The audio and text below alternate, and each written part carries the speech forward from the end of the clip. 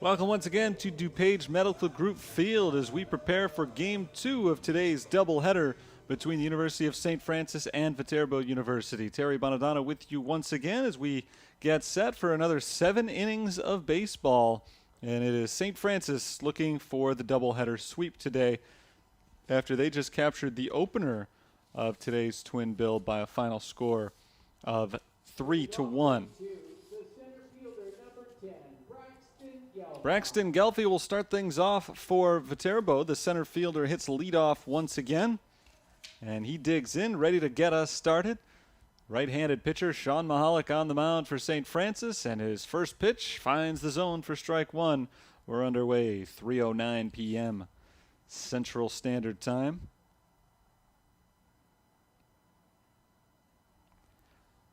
Braxton Gelfie starting in the leadoff spot for the 4th consecutive game in this series. He swings and misses for strike 2.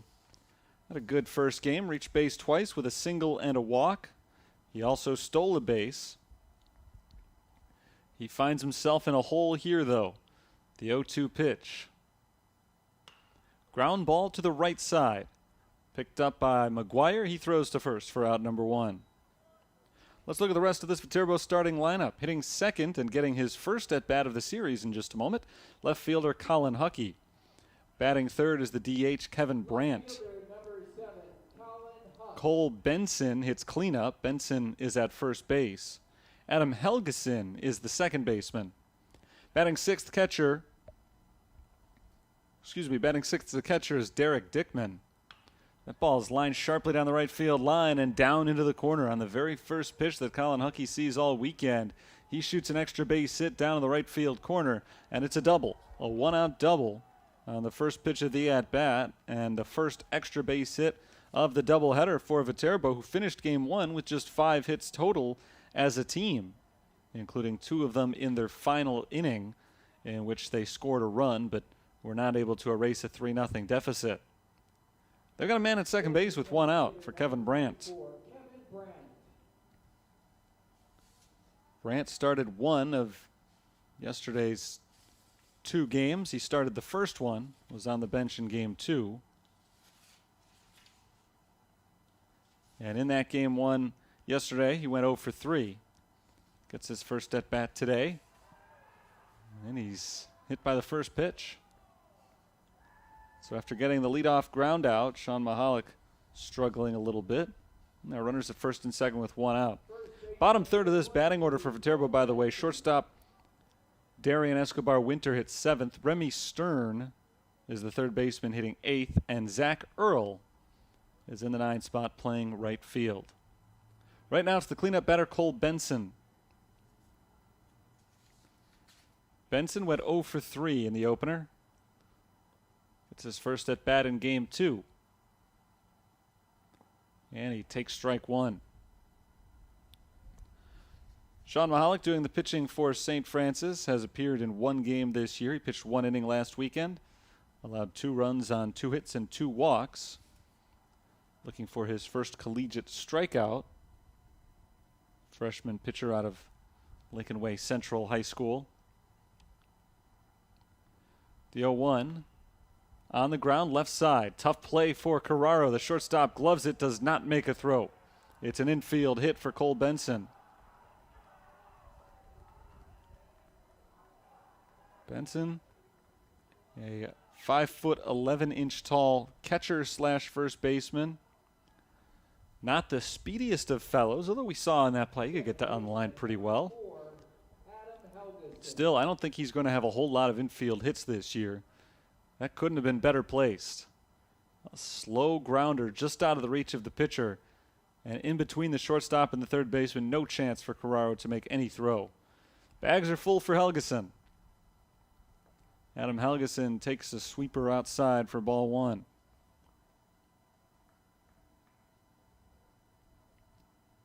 Huckey's at third. Brandt is at second. And Benson is at first for Helgeson, who went 1 for 3 with a single and 2 stolen bases in Game 1. 3 for 8 in the series. He hits a weak roller to the right side. This will get a run in. Mahalik's only play is at first base. He gets the out there. 2 down. As Huckey comes in to score and makes it 1-0 Viterbo, they take their first lead of the day. Brandt moves up to third base, Benson to second, so everybody advances on the play. And Helgeson picks up the RBI on the 1-3 putout. Derek Dickman will bat with 2 on and 2 out. And this is a big at-bat right here. Aside from that big double down the right field line for Huckey, there hasn't been a hard hit ball this inning. A lot of little end-of-the-bat nubbers all over the infield. But they've led to a run scoring. There's a big swing from Dickman, and he misses for strike 1. If Mahalik retires Dickman here, I think he will consider it a very successful inning with just the 1 run having scored, considering he, for the most part, wasn't hit very hard. But if Dickman gets a base hit, all of a sudden it's likely 3-0 Viterbo. And I don't care how hard you've been hit. That's never a positive feeling as a pitcher. Swing and a miss, strike 2. Dickman way out in front of back-to-back off-speed tosses from Sean Mahalik. He's 1 strike away from ending the inning.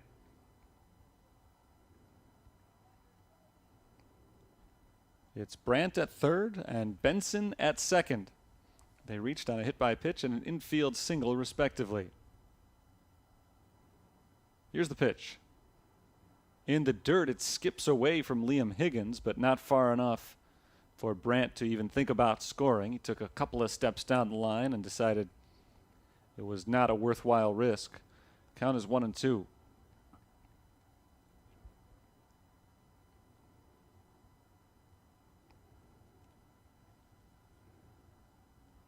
Liam Higgins behind the plate, the only defensive change from game 1 to game 2 for Brian Mahalik's team today.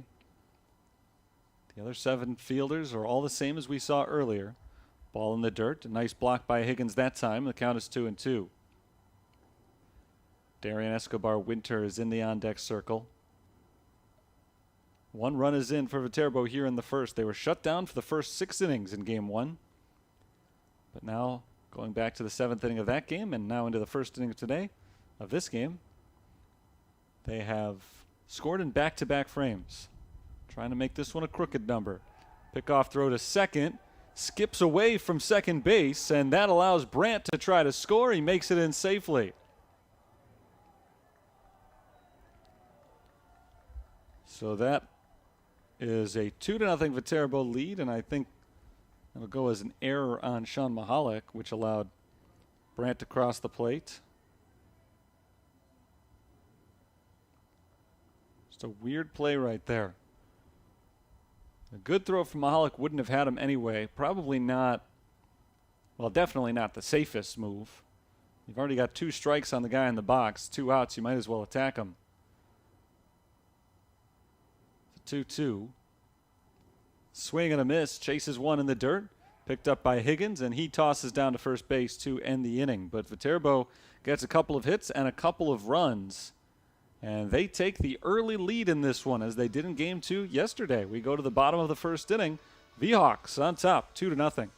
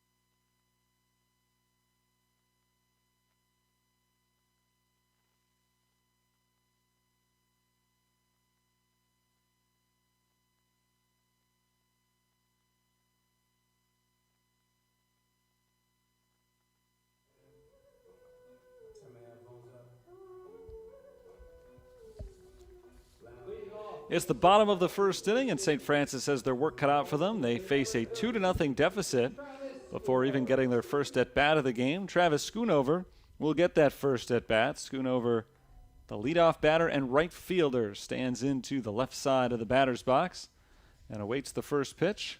He swings at it and fouls it off to the left side and out of play for strike one. Travis Schoonover, the right fielder, leads off, followed by shortstop Noah Carraro, hitting third first baseman Foster Heiss. The cleanup batter is DH Luke Ketchum. Ryan Daly hits fifth at third base. Sean Harper in the sixth spot plays left field. Batting seventh is center fielder Dolan Nicholson. John McGuire plays second base, and hitting ninth is the catcher Liam Higgins. Ball outside from the left-handed pitcher Damon Lukashevsky. It's 1-1 on Travis Schoonover. Lukashevsky, the sophomore, 5 foot 10 inch tall from Cashton High School in Cashton, Wisconsin. Finds the inside corner with a breaking ball. The count is 1-2. And Lukashevsky is just the second pitcher of the day for Viterbo after their starter in game one ended up going the distance. Really nice game pitched by Kyle Gilbertson, just not nice enough as his team fell 3-1 and he was saddled with the loss. There's a poker over to the left side, picked up on a couple of hops by the shortstop Escobar Winter. The throw to first beats Schoonover by about a step. 1 up, 1 down. Yesterday, we saw St. Francis win easily in Game 1. Game 2 started with a Viterbo rally as they scored 3 runs in the first inning. Today, the Saints won in Game 1, not necessarily easily, but it was maybe a little bit more comfortable than the score would indicate just because of how well the Saints pitched that entire game. And Game 2 has begun with a Viterbo rally as they lead by 2 as the Saints come to bat for the first time. Noah Carraro hit by the pitch, and he'll take his base. We've already seen 2 hit batsmen in today's game, 1 for each side. I don't think that one was in retaliation. I think it's pretty safe to say that it wasn't. 1 on, 1 out for Foster Heiss.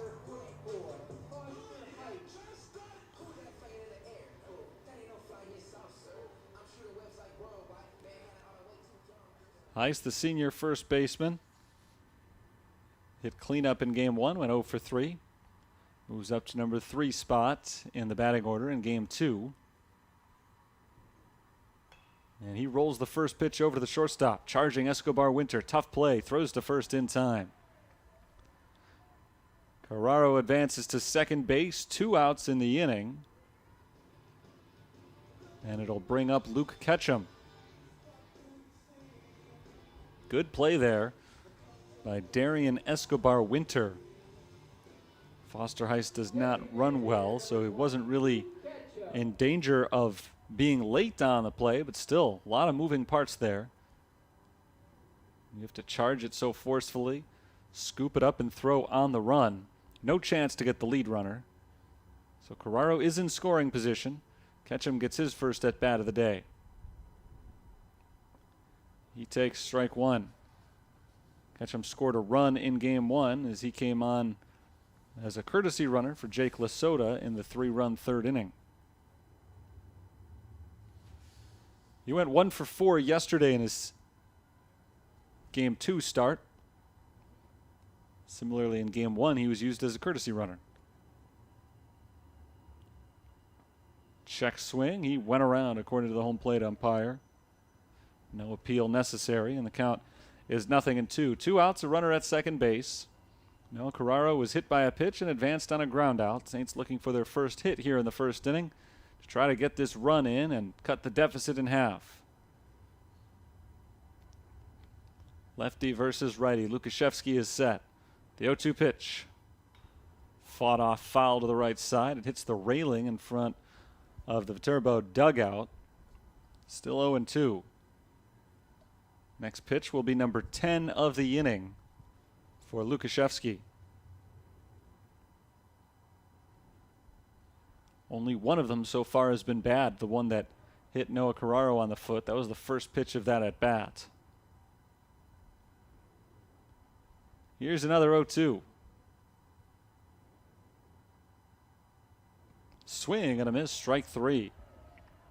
The inning is over. Saints get a base runner on a hit by pitch, but leave him at second base. No hits in the inning, and they don't score as we head to the second. Viterbo 2, St. Francis nothing.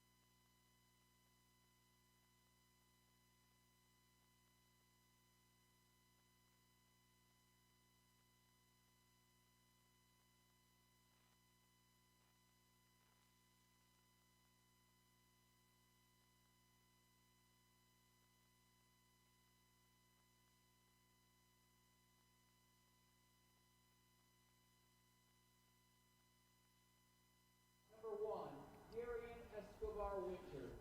2-0 V-Hawks over the Saints after 1 inning of play. Sean Mahalik back to the mound, and his first pitch is low and away for ball 1 on Darian Escobar Winter. 1 for 3 with an infield single in game 1 this afternoon. Escobar Winter bats for the first time in game 2, leading off the second inning. He swings and pops it up. Shallow left center field. Dolan Nicholson called off by Sean Harper, and Harper makes the grab. 1 out in the second, and a good start for Mahalik, who has retired the leadoff man now in back-to-back innings. The Hawks got 2 runs in the first on 2 hits, a double from Colin Huckey. He came in to score on an Adam Helgeson ground out. The second run came a little bit more strangely as Remy Stern steps in and takes ball 1. There are runners at second and third, 2 outs. Mahalik twirled back to second base for a pickoff attempt. The throw bounced off the base and kicked away a few feet, and that allowed the runner from third to score. Stern takes ball 2. And that's the reason that it's 2-0 right now instead of 1-0. Mahalik is trying to keep it right there. Ball outside, 3-0.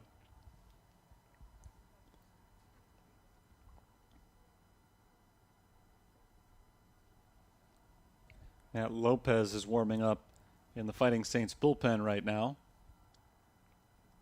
4-pitch walk issued by Mahalik to Remy Stern. It's a 1-out base runner. Stern is aboard for the first time today after he went hitless in game 1.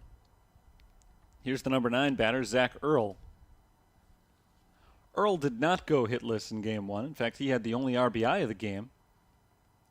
Brought home a run on a infield single in the top of the 7th. He takes ball 1 outside from Sean Mahalik.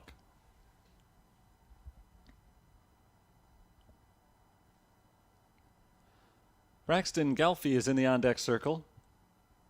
Viterbo trying to mount a run-scoring rally for the second straight inning, with the leadoff man having been retired both times. Ball high, 2-0. Since that leadoff man was retired, Mahalik has not thrown a strike. 7 of his 8 pitches this inning have missed the zone.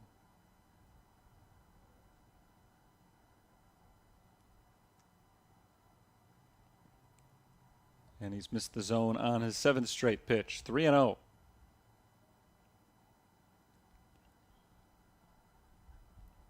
He threw just 3 balls among his 14 first inning pitches. But he's all over the place here in the second so far. Actually, 4 out of 14 pitches were balls in the first inning. There's a strike. It's 3-1. That snaps a string of 7 in a row outside of the strike zone. Gets him back into this at bat against Zach Earl, trying to win the battle and get a ground ball, ideally, with a runner at first base and 1 out. Pickoff attempt to first base. Close play at first, but Stern is able to dive in ahead of the tag.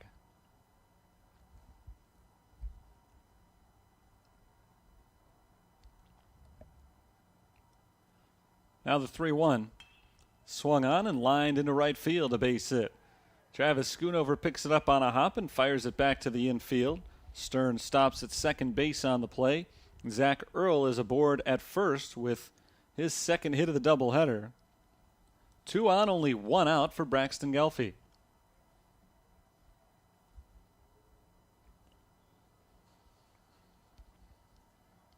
This inning has played out very similarly to the last one. In both the first and second, Mahalik retired the leadoff man, but let the next 2 guys reach base. This is where he would like the similarities to end, because that inning ended up with 2 runs scoring. There's a called strike on Gelfi, 0-1. Gelfi fell behind in the count 0-2 his first time up, ultimately grounded out to second base.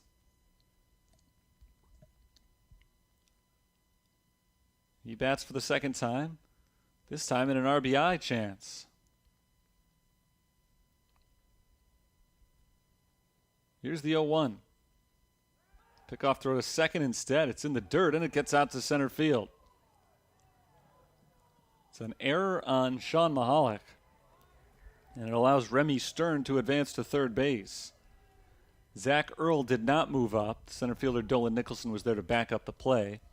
And with second base right in front of him, it wasn't worth Earl's effort to try to make it from first to second. But Stern certainly was able to advance, no problem there. And for the second time in as many innings, Sean Mahalik has allowed a base runner to advance on a throwing error on a pickoff attempt at second base. He's tried 2 pickoffs there, and both of them have flopped. The 0-1 to Gelfi. Strike called. It's 0-2.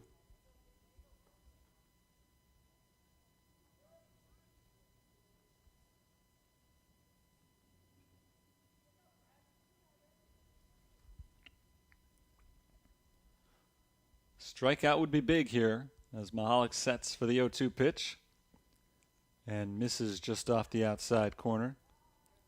1-2 the count. Stern walked, Earl singled. They're at the corners with 1 away. Viterbo threatening to break the game open a little bit further, already up by 2 in the second inning. Still early in this one, of course. Plenty of time for the Saints. They got to slow down this V-Hawks offensive attack, though, as Gelfi foul tips it to stay alive at 1-2. Earl was on the move on that pitch. He'll have to return to first base now.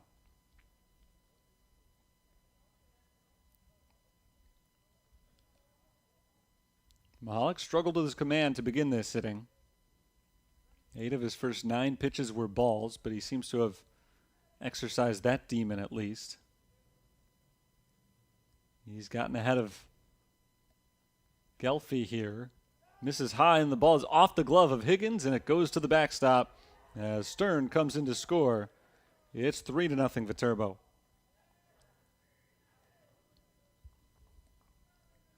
Earl this time advances as well.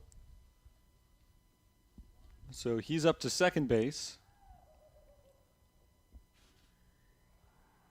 And that takes the double play out of order. The 0-2 count on Gelfi has now gone to 2-2.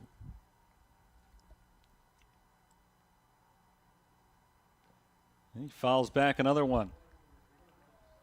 He'll see a 7th pitch in this at-bat. Viterbo led 3-0 early yesterday. Saints came back with a run in the bottom of the first and never really threatened much after that, as they fell in that game 6-1.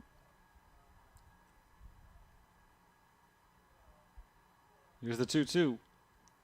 In the dirt for a ball. It's a full count. Lopez is ready in the bullpen if needed. Mahalik struggling here in the second inning. 2 straight batters have reached. Gelfi is trying to make it 3 in a row. The count has gone from 0-2 to full. Chopper up the middle, just out of the reach of Mahalik, and booted by the second baseman, John McGuire. Everybody is safe. That'll be an E4, allowing Gelfie to reach base. Earl up to third. Still only one out in the inning, and that's a tough break for Sean Mahalik, who's been struggling to throw strikes consistently in this second inning. Looked like he had a big out coming his way. But first of all, he just missed it. Out of his reach by inches. He had John McGuire there to back him up. He was in perfect position, and he just kicked it. Here's Colin Huckey taking ball one inside. Huckey, a left-handed hitting left fielder who did not start any of the first 3 games of this weekend series. But he doubled in his first at-bat of this game. Swing and a miss. It's 1-1. Runners at the corners. It's Earl at third and Gelfie at first. Earl singled. Gelfie reached on the air just a moment ago. 1 run is already in this second inning. There's a line shot right to the first baseman. Foster Heiss makes the catch and steps on the bag. The inning is over. Saints got a few tough breaks in that inning, but a good break at the end as Huckey absolutely tattooed that ball, but right to Foster Heiss. And as Gelfie was running on the pitch, no chance to get back. Even if he hadn't been running, I don't know if he could have gotten back. That ball was hit hard. It got to Heiss on a hurry. Viterbo settles for 1 run on 1 hit in the second inning. 1 air, 1 left. We go to the bottom of the second. 3-0 V-Hawks.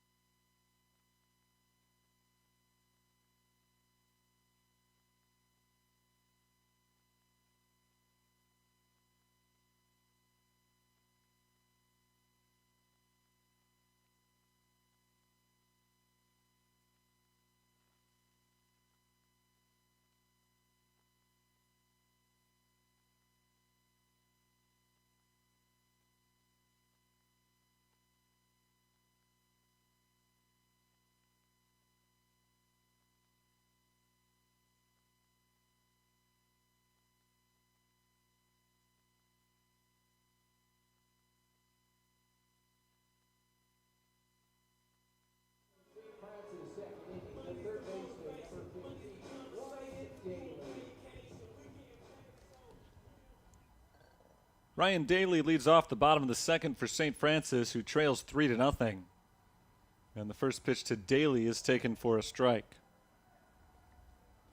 Daly made his first start in the field yesterday and had a nice game with 2 hits.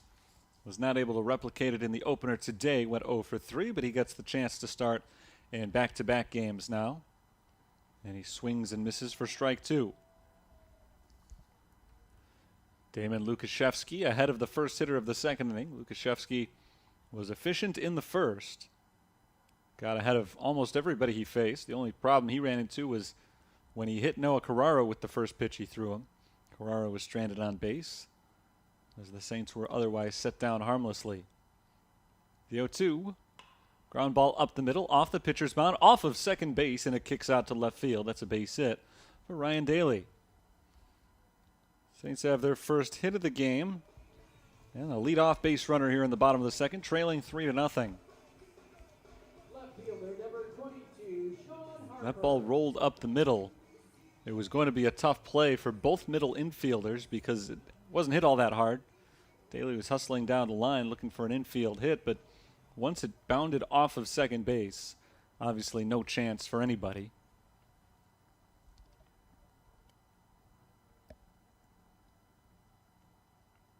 Here's Sean Harper. Harper swings the first pitch and hits it foul for strike 1. Those bases usually create weird hops, and that's exactly what happened there. It went over the pitcher's mound, that ball, and it very nearly hit the pitcher's rubber, which would have created a similar effect. I don't think it's possible. I mean, I guess physically it is possible, but probably in the history of baseball it's never happened. There's a ball down in the dirt. Good block by Dickman to keep Daly at first base. It's 1-1. For a ball to hit both the pitcher's mound and a base on the same play, a pitcher's mound and second base specifically, it would be very hard to do. It nearly hit the rubber that is, not the mound. It nearly hit the rubber. It did hit second base. It's a hit for Ryan Daly. He's at first. Count is 1-1 on Sean Harper, who backs out of the way of a ball inside, and Daly advances to second. Ball got away from Dickman as Daly moves up on the wild pitch.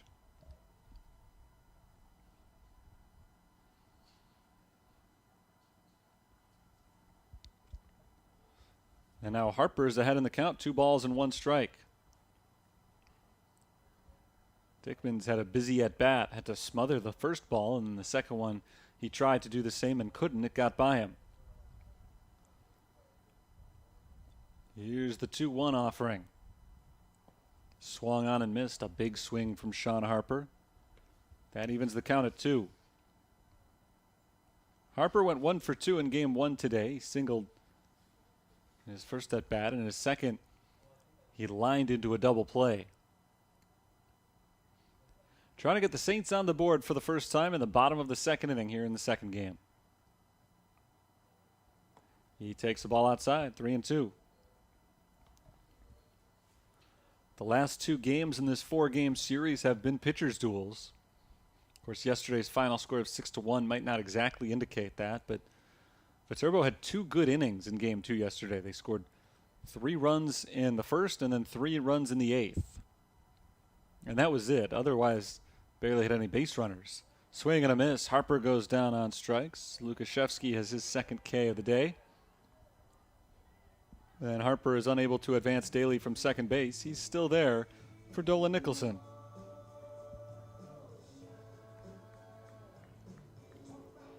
Game 1 of today's doubleheader. St. Francis only scored in 1 inning. Their 3 runs all came in the 3rd. Other than that, they were handcuffed all game by Kyle Gilbertson. Dolan Nicholson takes the ball outside. Nicholson 1 for 1 with a single and a walk in game 1. So he has not yet been retired today. Trying to keep that going through game 2.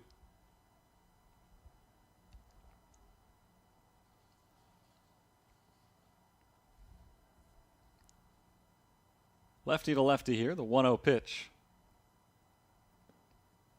Taken for a ball. It's 2-0. Both pitchers who were firing nothing but strikes in the first inning have had a little bit more trouble with their command here in the second. 5 balls out of the 11 pitches thrown this inning by Lukashevsky after he was very efficient in a 1-2-3 or nearly a 1-2-3 first inning. He did hit 1 batter. Ball outside, 3-0. That hit by pitch, though, was one of only 2 pitches outside the strike zone in the first inning, thrown by Lukashevsky.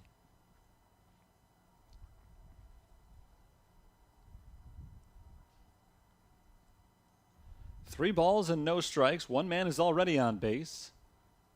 Can we see another right here? We can. Nicholson takes down low. Another good block by Dickman. And it's the first walk issued today by Damon Lukashevsky. There are 2 men on base with only 1 out for John McGuire. Second baseman, number 13, John McGuire. McGuire went 1 for 2 with a single and scored the first run of the game in game 1. 5 for 9 at the plate so far this season.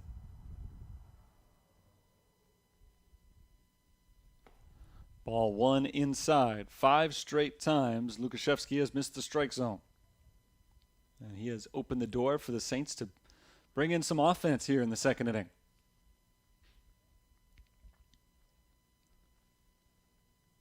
The southpaw sets for the 1-0 to the freshman McGuire. Low and inside, ball 2. He's missed on 6 straight pitches. Sean Mahalik went through a similar stretch in his half of the second inning. He eventually pitched around it, but Viterbo got a run in on an error. 2-0. Ball 3. One more ball would load the bases with Liam Higgins waiting to bat next. Daly is at second base. He singled to lead off the inning. Nicholson's at first. He just walked on 4 pitches, and now McGuire might be angling to do the same thing.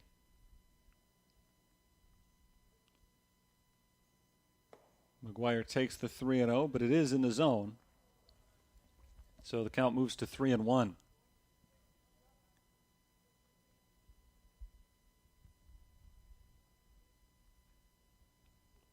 Still a hitter's count here for the young infielder.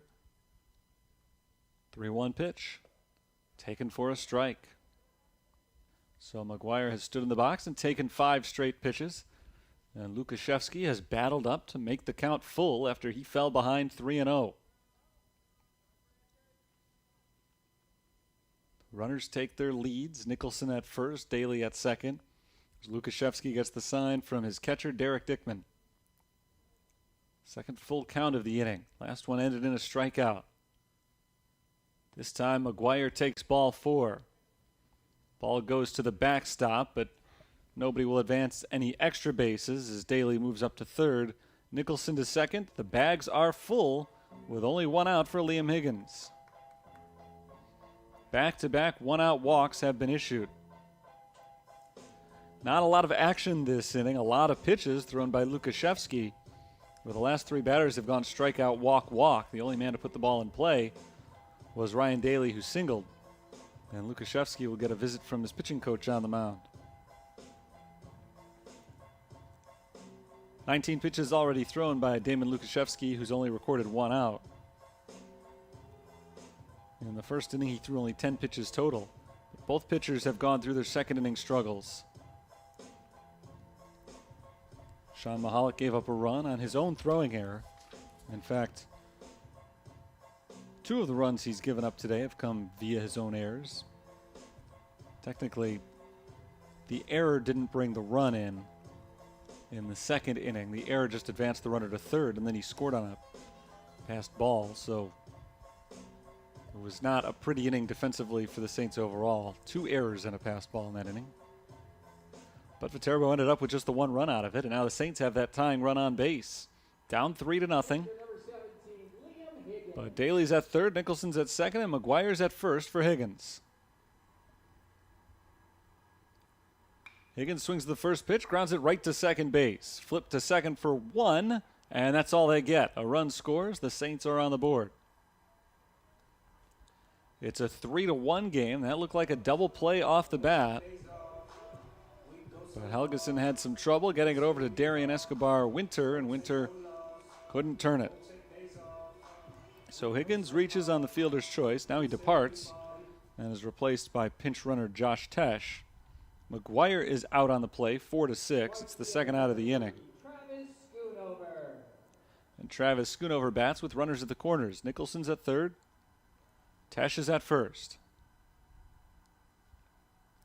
Schoonover is 0 for 1 with a ground out, and he takes strike 1.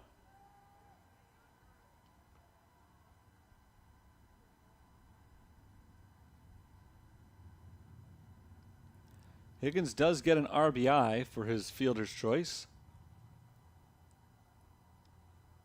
He kept the inning alive and also brought home the first run without the double play having spoiled things. Swing and a miss from Schoonover. It's 0-2.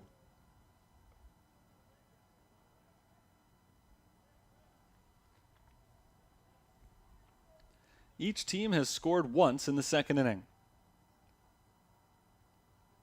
Saints are still threatening with a runner at third base. Another one over at first. It's 0-2 on Travis Schoonover. Lukashevsky's set. The pitch popped backwards behind home plate and out of play. The count remains 0-2.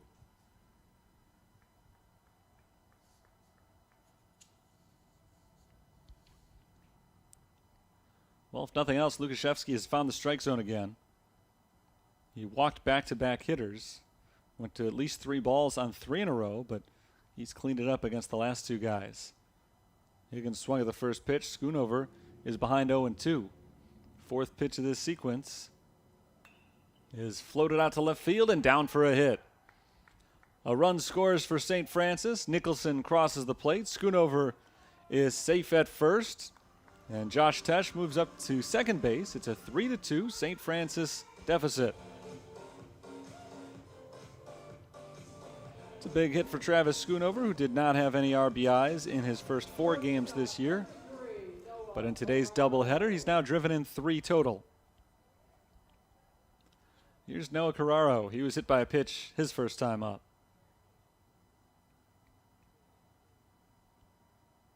He takes ball 1 high.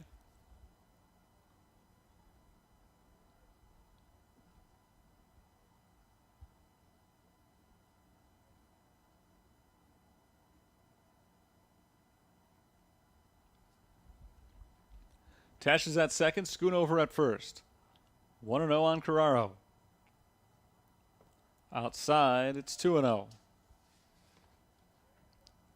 Noah went 1 for 3 with a single in game 1. Hitting just over 300 for the season.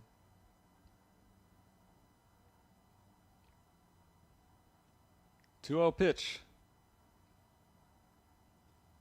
Finally on its way. And it's inside. Ball 3. Well, I just said that he was settled in, starting to throw strikes again, but he's lost that as he's fallen behind Carraro 3-0. He's walked 2 this inning. In fact, 3 of the first 8 batters of the game were either hit by a pitch or drew a base on balls. Pitch won't be made just yet, nor a pickoff throw as Lukashevsky steps off the rubber. Still 3 balls and no strikes. A long, laborious inning for Damon Lukashevsky. Saints are trying to make him pay. There's a called strike. It's 3-1.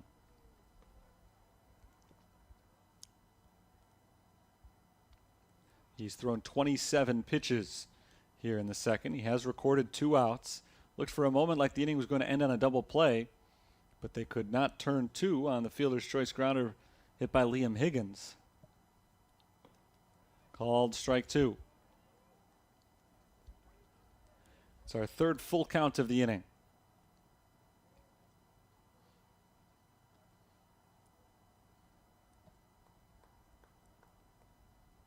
Lukashevsky takes a long look in at Derek Dickman. Now the 2 of them are on the same page. With 2 outs in the inning, 2 men on base, the big payoff pitch coming. Swung on and missed, strike 3.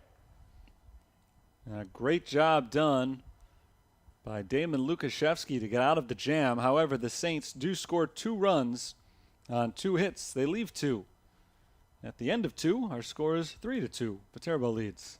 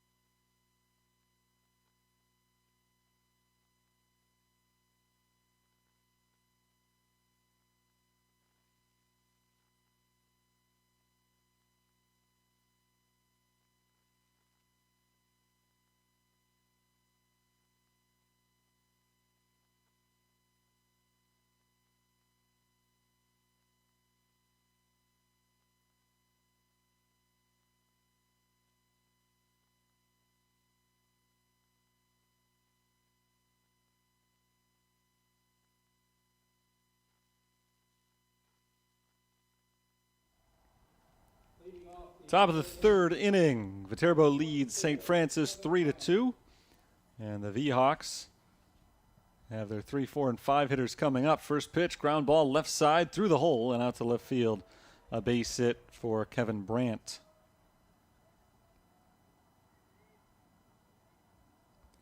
First pitch of the inning results in a hit. Brandt is aboard for the second time today. First time against the new pitcher. Matt Lopez is in the game. Lopez, the second man on the mound in this one for the Fighting Saints. Cole Benson fouls back the first pitch for strike one.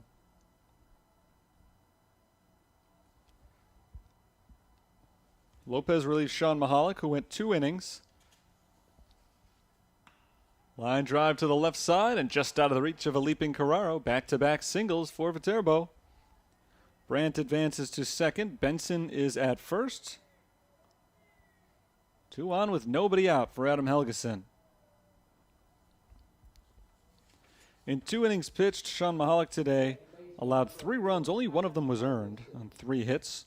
1 walk, 1 strikeout. Even though only one of the runs was earned, from his pitching standpoint,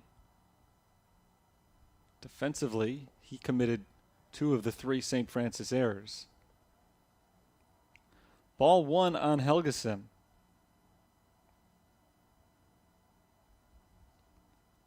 Helgeson is 0 for 1 with an RBI. An RBI ground out to the pitcher in the first inning. Lopez's next pitch misses high. It's 2-0. Matt Lopez is a freshman from Morris, Illinois. He's making his second appearance of the season. Last Sunday against Lewis, went 1 inning. He allowed 2 runs on 5 hits in relief. He's given up 2 hits so far in this game, and he misses outside for ball 3 on Helgeson. Very quickly, a 3-0 hole. Make it a 4-0 hole. Lopez misses the outside corner. It's a 4-pitch walk. Benson advances to second base. Kevin Brandt is at third.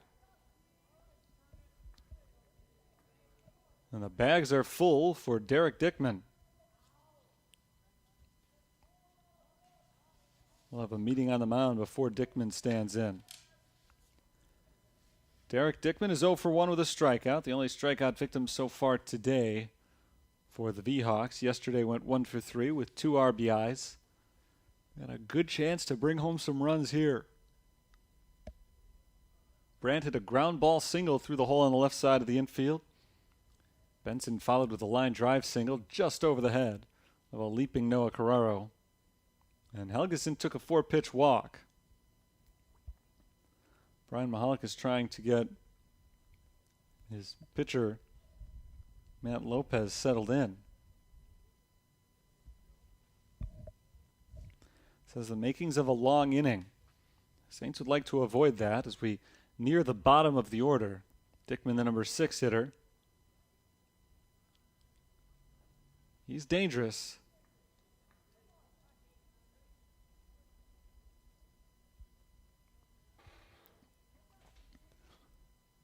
Lopez waits for Dickman to dig in, and now he hunches over to stare at his catcher, Liam Higgins, getting the sign. He sets and delivers a ball low. 1-0. 5 straight balls thrown by Matt Lopez. Saints as a team have struggled to throw strikes consistently. There's a strike on the swing. Dickman can't lay off as that ball sinks out of the zone. He misses it on a big cut. The count is 1-1.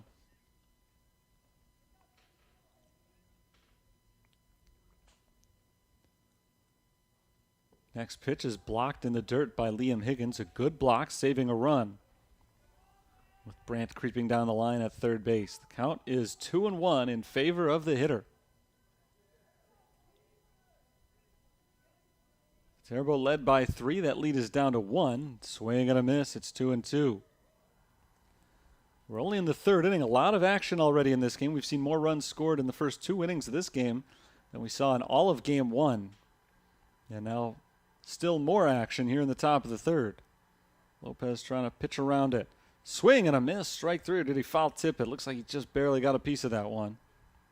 And Dickman stays alive. Still 2 balls and 2 strikes.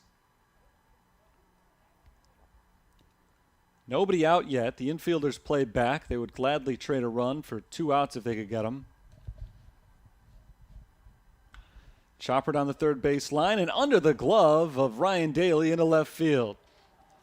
Brandt and Benson both score, and it's a 5-2 game. Viterbo gets those runs right back as the defense of St. Francis continues to falter. That's already their 4th error of the game. We're only in the 3rd inning. Dickman gets 1 RBI for that because you can't assume that Daly would have come home with his throw. And as a result, the run would have scored anyway, even if he had gloved it cleanly. But the second run comes in as part of the error. So only 1 RBI for Dickman. And as of right now, only 1 earned run charged to Lopez. But that could change depending on how the rest of this inning goes. There's a bunt down the third base line, foul for strike 1.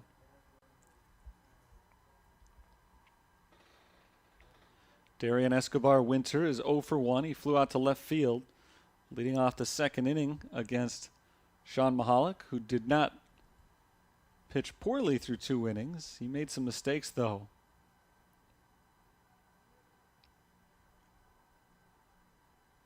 The 0-1 is taken for a strike. Corner infielders were waiting for a bunt. They were coming in hard.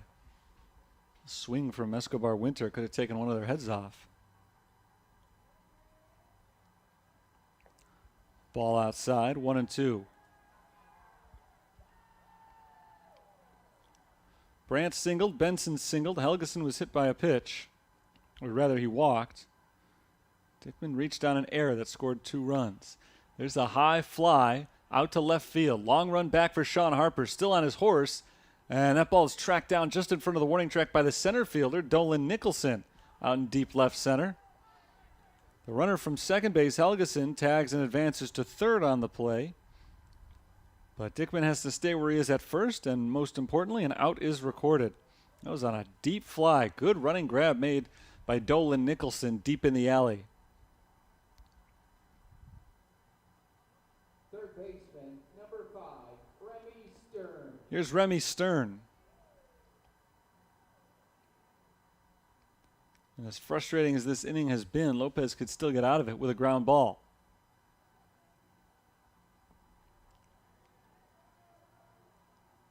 First pitch to Remy Stern, who walked his first time up, is ball 1. Viterbo led 3-0. The Saints came back to make it a 1-run game. There's a called strike.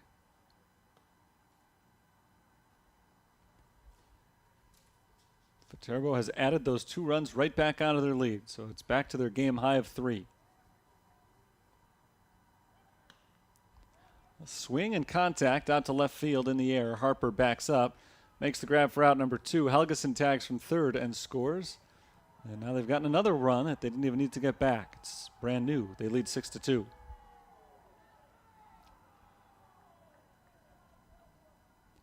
Sacrifice fly for Remy Stern. He's got both a run scored and an RBI now in this game. And the batter is Zach Earl.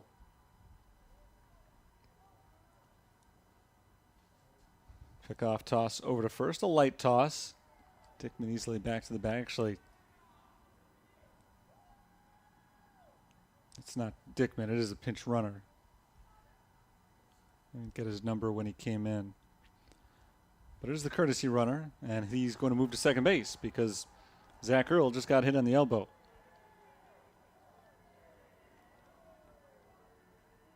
First and second now. 2 outs. Braxton Gelfie will be the 8th batter of the inning.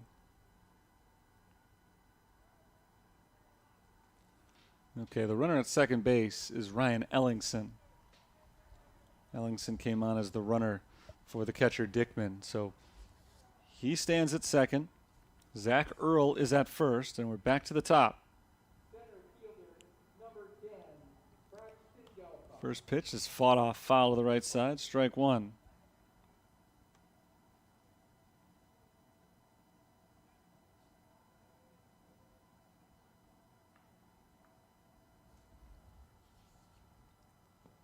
Low and away. The count evens up. 1 ball, 1 strike. Tough inning for Matt Lopez. Came on to start the third. He has allowed 4 runs so far. 3 of them earned to this point. That ball gets away. Throw goes back to second base, and a nice job by McGuire to keep it in front of him.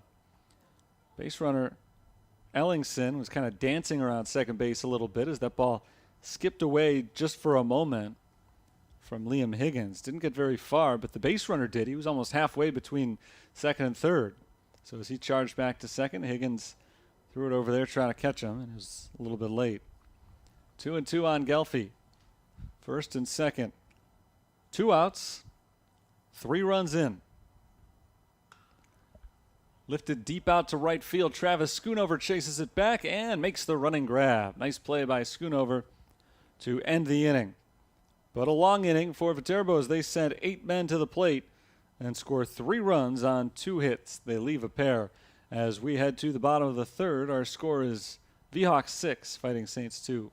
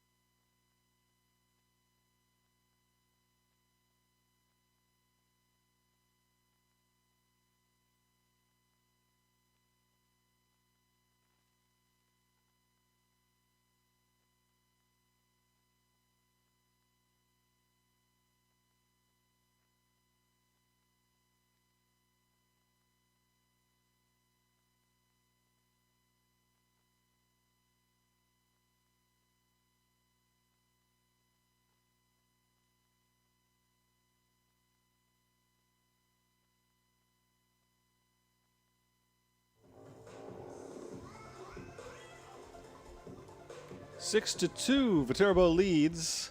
Saints have their work cut out for them as they begin their at-bat in the bottom of the third. Foster Heiss leads things off. And he takes the first pitch outside for ball 1. First baseman number 44. Luke Ketchum and Ryan Daly set to follow against Damon Lukashevsky. Heiss grounded out to the shortstop his first time up. He's 0 for 4 in the doubleheader. He takes a ball downstairs, 2-0. St. Francis scored 2 in the bottom of the second. They were down 3-0. They fought back, made it a 1-run game. But we're not able to overtake Viterbo, and now the Vhawks have pulled further ahead with 3 runs in the top of the third. Heiss takes a strike. Count is 2-1.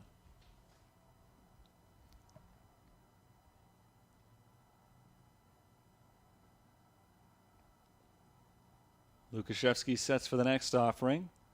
It is outside for a ball, 3-1. Felt a little bit like St. Francis had Damon Lukashevsky on the ropes in the second inning. He was not throwing very many strikes, falling behind everybody. He walked 2 batters, but he struck out Noah Carraro at a huge moment on a 3-2 pitch. A walk would have loaded the bases. There's a strike on Heiss to make it 3-2. Foster Heiss thought he had ball 4 and a trip down to first base. That's not the case.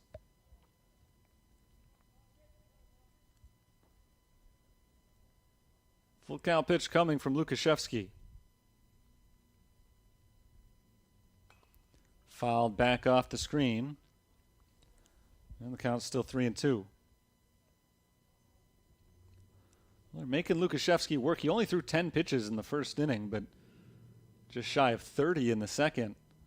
And Foster Heiss has put together a pretty good at-bat here as he tries to work his way on base as the leadoff man in the bottom of the third. And there's ball 4 inside. Thought he had it a few pitches ago.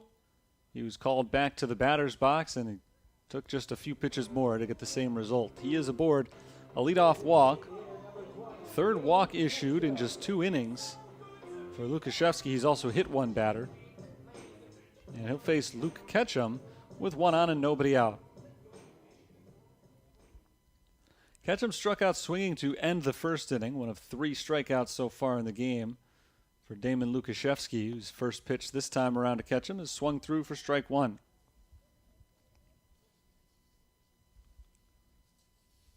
Ketchum entered play today with a .286 batting average. That's 2 for 7. 3 runs scored. So he takes a ball high, 1-1. That's the life of a courtesy runner. You might not play every day, but you're going to get a lot of runs because you're on the base paths a lot, even in the games that you're not starting. The count is 1-1. Heise is at first. Inside for a ball. 2-1, and Lukashevsky has fallen behind another St. Francis hitter.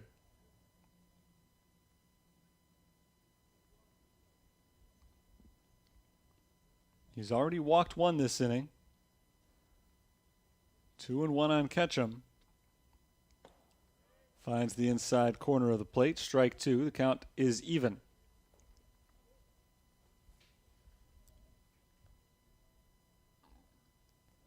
Ryan Daly waits on deck.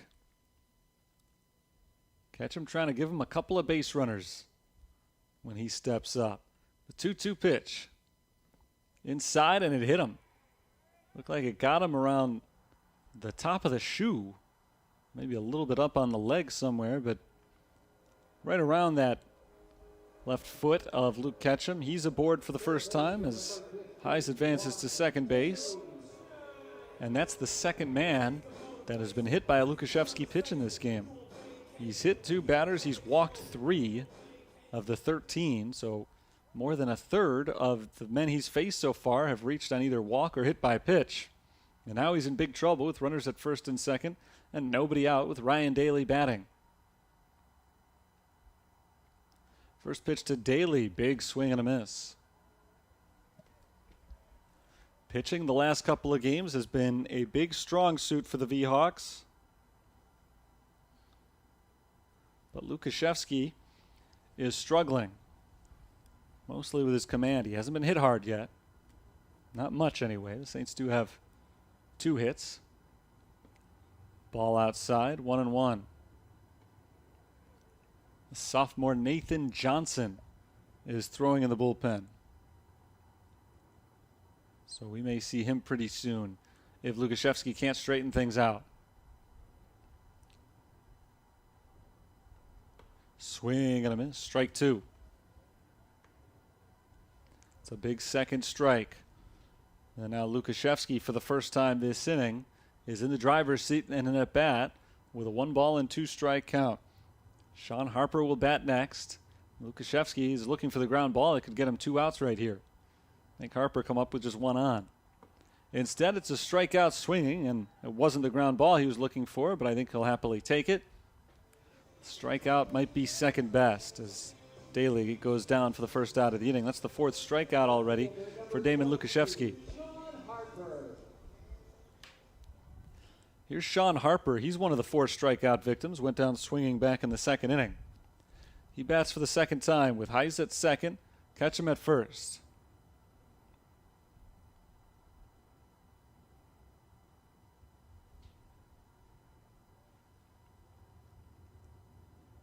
First pitch misses outside, ball 1.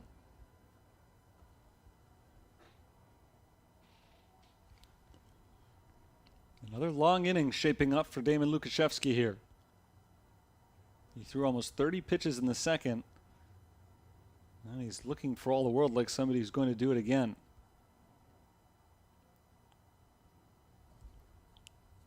One and 0. Outside. 2 balls and no strikes.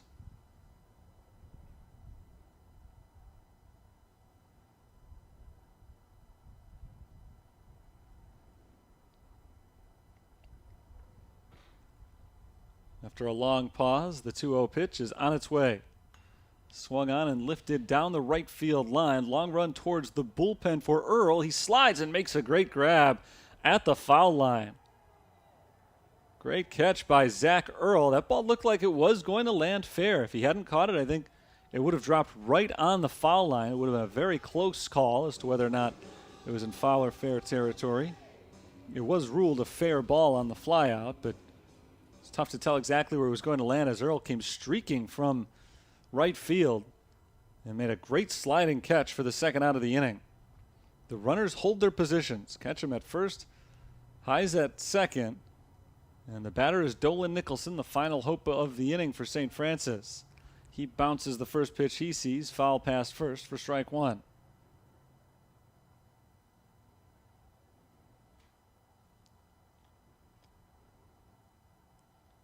Dolan Nicholson does not have an official at bat. He walked last inning and eventually scored on a Travis Schoonover single.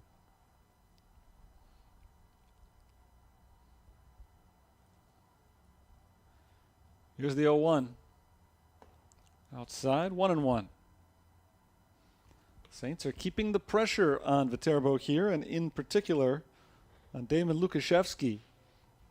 They've not been able to break through with a big inning yet. They trail by 4. But they're not letting Lukashevsky off the hook easily.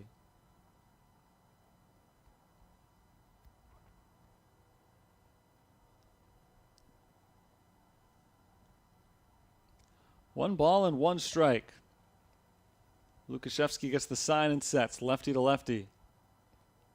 The pitch is on its way. And it's a strike over the outside corner. That makes the count 1-2.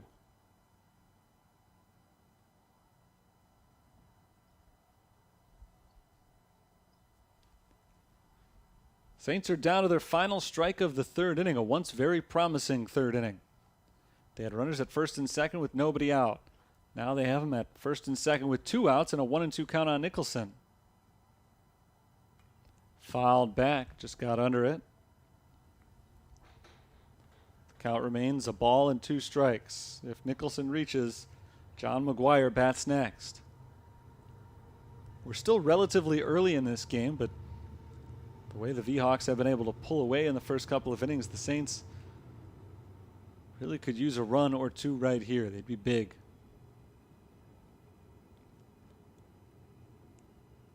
Another 1-2. To the backstop. It sails away and everybody moves up.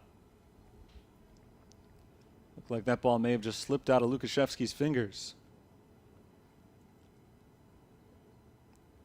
Highs moves to third. Ketchum is at second. And that's a huge wild pitch because now a base hit from Nicholson would likely score 2 runs.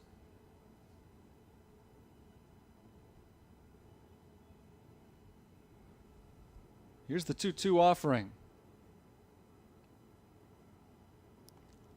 Ball outside, the count goes full. Another full count. We've seen loads of these.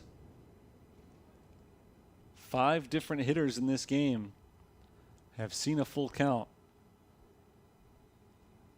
And of those previous 5, 2 have walked and 2 have struck out. Of those previous 4, this is number 5. And now 3 have struck out as Nicholson chases one downstairs for strike 3. The inning is over. 5 strikeouts in the game now for Lukashevsky. He keeps walking the tightrope and not falling. Saints don't score. They leave him in scoring position. And we go to the 4th. 6-2. V-Hawks lead the Saints.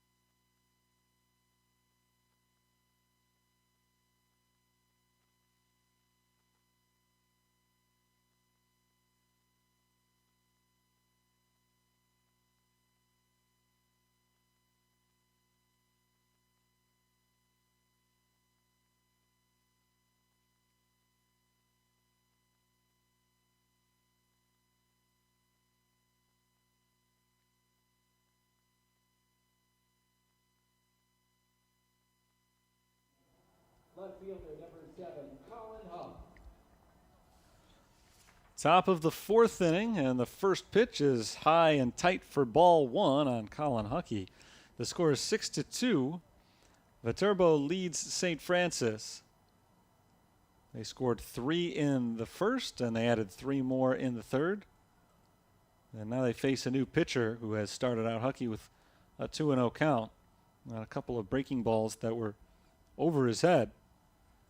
Huckey is 1 for 2 with a double on a run scored. He's also lined into a double play. He's hit the ball hard both times up, hasn't had a chance to swing yet in this at-bat.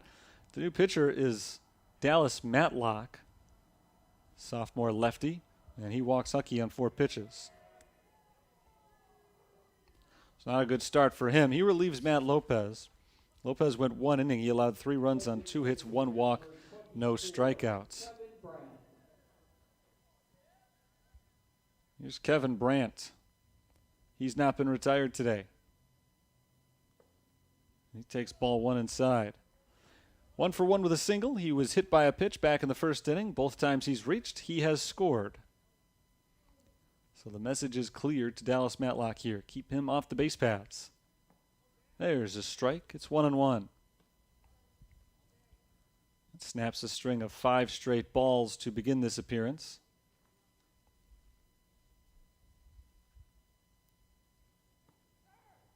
And there's ball 2. So after the string was snapped, he came back with another one. It's 2-1. Dallas Matlock is making his second appearance on the mound this year. And he misses again and again over the hitter's head. No feel for the breaking ball so far today. It's 3-1. In 1 inning against Lewis last week, Matlock allowed 1 run on 1 hit with 2 walks. There's a swing and a miss, and the count moves to 3-2.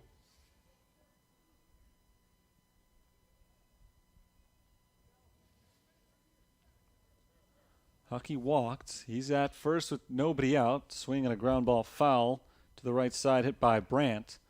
The count goes to 3-2. Cole Benson is on deck.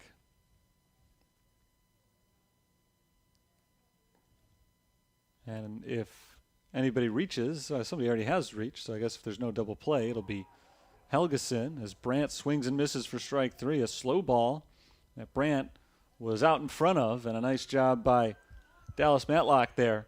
No control of his breaking ball, but he goes back to it on 3-2 anyway. And that time he put it right where he needed to. And he got a big swing and a miss. So 1 out in the top of the 4th inning, and the batter is Cole Benson. Benson is 2 for 2, and he takes ball 1. Infield single in the first, an outfield single in the third, and then a run scored.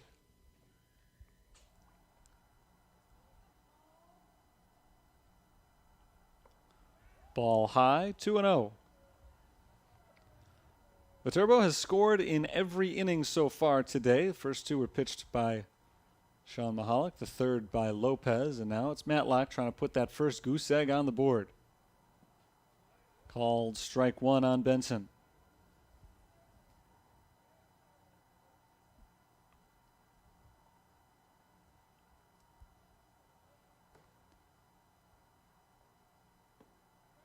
The next pitch misses outside for a ball. 3-1. Matlock having some trouble with his control. So right-hander starts warming up in the bullpen. Nick Clemens. And there's ball 4. Second walk of the inning issued by Matlock. Huckey advances to second base. I mentioned he's having some trouble controlling his breaking ball. I think it might be a knuckleball he's throwing. It's always hard to control no matter what. He's not having a lot of success with it right now. 10 balls, 5 strikes in this appearance so far. 2 walks, 1 strikeout. There's a swing and a fly ball out to right field hit by Helgeson. Travis Schoonover steps in and makes the catch for the easy second out. The runners hold their ground. It's Huckey at second and Benson at first. Helgeson is out number 2, and the batter is the catcher, Derek Diekman. Diekman, thanks for the correction. It's 0 for 2 with a strikeout. He's also reached on an error. He's got an RBI.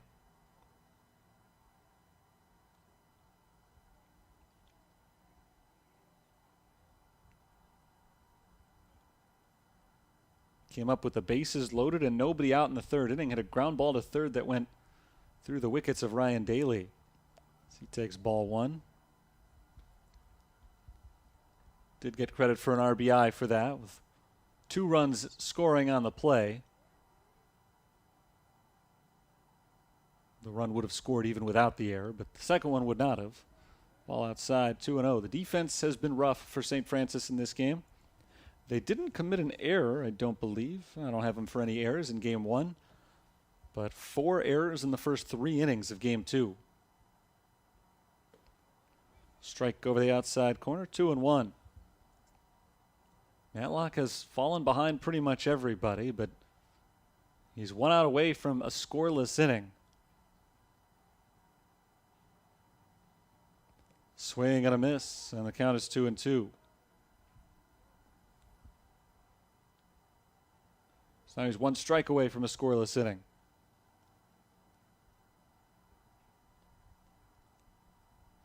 Been a long, tough inning for Dallas Matlock. Can he finish it off right here? Ends up going behind Diekman for a ball, 3-2. That knuckler's been all over the place. It's been tough to hit when in the zone. Only 1 man has made contact this inning, but not too many have had to. It's been walk, strikeout, walk, fly out, and now another full count. Out of 5 batters, this is the 4th one that has seen at least 3 balls.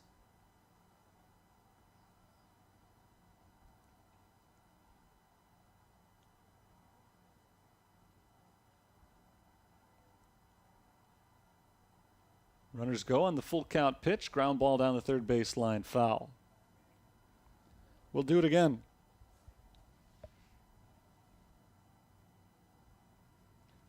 "23 pitches thrown this inning. 14 of them have missed the zone.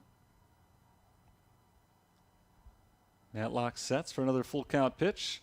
Swung on and foul tipped. Diekman stays alive. Little appearance of the sun here in the top of the 4th inning. The shadows have already crept beyond the pitcher's mound and are in between second and third base. It's been a pleasant day for early March in Chicagoland. Not a lot of sun today, though, until right now, as Matlock gets the swing and the miss for strike 3. Diekman goes down swinging. Second strikeout of the inning for Matlock. He walks 2 in the frame, but the V-Hawks can't touch him, and so they leave 2, and for the first time in this game, don't score. We'll head into the bottom of the 4th inning. It's 6-2 Viterbo.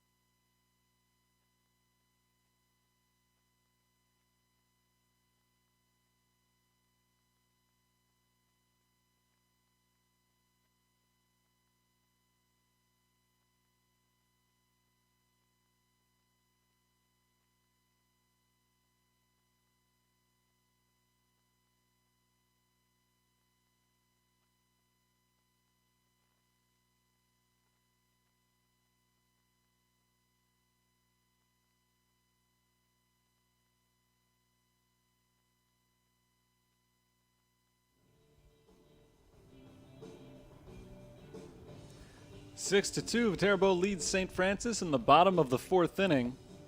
John McGuire, Liam Higgins, and Travis Schoonover, the 8, 9, and 1 hitters, are due up against a new pitcher for Viterbo. It's a sophomore righty from Duluth, Minnesota, Nathan Johnson, on the hill to pitch the fourth. Johnson relieves Damon Lukashevsky, who had a roller coaster 3 innings. I'll give you his numbers in just a moment. First pitch to John McGuire. Swung on and popped up behind home plate. Diekman, the catcher, chases it back towards the screen and makes a nice catch. Tough play for Diekman there as he got close to the screen. Took him a second to locate that ball, and it's always difficult to read the spin of those pop-ups that are hit behind the plate. And he was able to leap up and make the grab as it started to come down. So nice play by Diekman for the first out of the inning. 1 pitch, 1 out. A great start to Johnson's day. Here's Liam Higgins, the catcher. Higgins is 0 for 1 with an RBI ground out. He takes ball 1. Damon Lukashevsky pitched 3 innings. There was a lot of good, a lot of bad. The good, 5 strikeouts, only 2 hits allowed in 3 innings. The bad was 3 walks and 2 hit by pitches. The 1-0. Ball 2. 2-0 on Higgins. Gave up 2 runs, both of them earned, and that's, I guess, neither good nor bad. It's just a number, but the good for Viterbo is that they're leading. When you score 6 and you give up 2, that is a great day. When you don't score and you give up 2, you've had a bad day on the mound. Higgins is hit by the pitch, and he'll head down to first base. Just grazed him on the shoulder as it went by. So a 1-out base runner for St. Francis. New pitcher, same story. The 3rd hit batter of the game. And the Saints have had 6 free base runners now. Right fielder, number 30, Travis Schoonover. Josh Tesh comes on as the courtesy runner at first base. Here's Travis Schoonover, batting for the 3rd time in the game. Schoonover is 1 for 2 with an RBI single. He's also grounded out.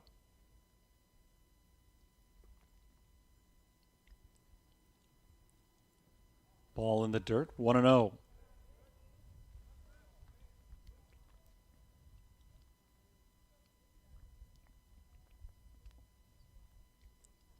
St. Francis trying to come from behind here to earn a doubleheader sweep, something they've not yet been able to do in this young season. They came in with a 1-3 record today. Ball low and away, 2-0. They got swept by Lewis in the season opener a week ago today. It was the season opener for both teams. 13-8 and 13-0 were the losses for the Saints. Ball inside, 3-0 on Schoonover. And then yesterday, the second doubleheader of the year, it was against these very same V-Hawks of Viterbo. Saints won game 1 18-3, but lost game 2 6-1. There's a strike. First strike called with Johnson in the game. Nathan Johnson had missed the zone on 6 of his first 7 pitches. He hit Higgins on a 2-0 count. That was 3-0 on Schoonover. Now a strike brings him back into the at-bat. It's 3-1, still a good hitter's count. And Schoonover uses it to his advantage as he takes ball 4. A walk and a hit by pitch. 7 free base runners now for the Saints. Let's see if they can do anything with the 2 they've gotten this inning.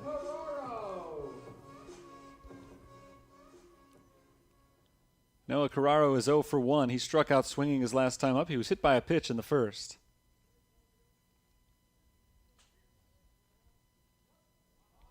Tesh is at second, Schoonover at first. Josh Tesh, the pinch runner for Liam Higgins, who was hit by the pitch. The inning began when John McGuire popped out to the catcher. Nice play made by Diekman. Ball in the dirt, 1-0. Good block by Diekman.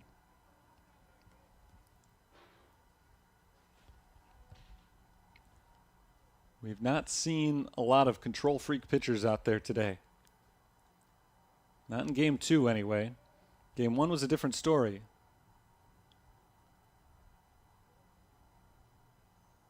One-0 pitch. Sharp grounder through the hole on the left side of the infield. That's a base hit for Carraro.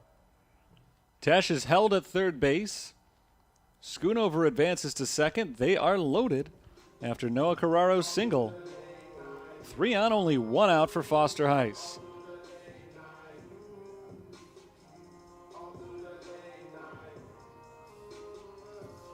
First baseman, number 44, Foster Heiss. Game 1 of today's doubleheader went 7 innings, and we saw a grand total of 4 walks issued between the two teams. Today, we're in the 4th inning, and we've seen 8 walks already between these two sides combined. One of them went to Foster Heiss his last time up. He takes ball 1 outside. Foster is 0 for 1 with a ground out. He walked in the 3rd and made it as far as third base, but did not score. Saints trail by 4 in the 4th inning, but this feels like a game that is going to see some more runs scored. Ground ball, hard hit, but foul past first base, 1-1. I say that not just because the bases are loaded with 1 out right now, and it feels like a good scoring chance for the Saints in the bottom of the 4th inning, but just because there have been base runners galore. It's hard to imagine that 6-2 would be the final score. We've seen 8 runs scored in this game. We've also seen the Saints leave 5 men on base through 3 innings.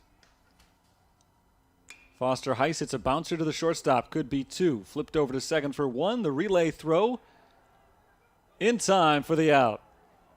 Helgesen's relay pulled Cole Benson off the bag, but he got the tag on Heiss going by before he touched first base. The Saints load him up with only 1 out, but they cannot score. And we head to the 5th.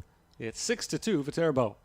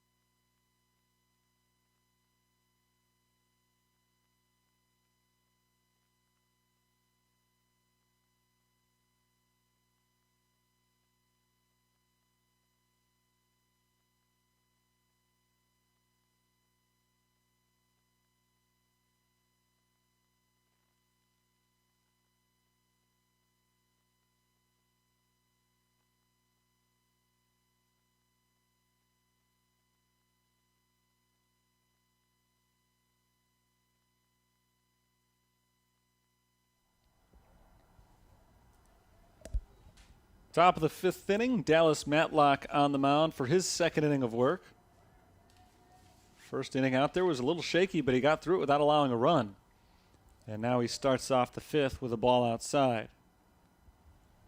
Darian Escobar Winter starts things off. He's 0 for 2. He's flown out to left and flown out to center.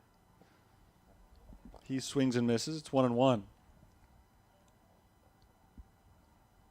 Matlock in the 4th faced 5 batters. He struck 2 of them out. He walked 2 of them. He pitched around that trouble. There's a line drive down the left field line. That's fair inside the line as it rolls down into the corner.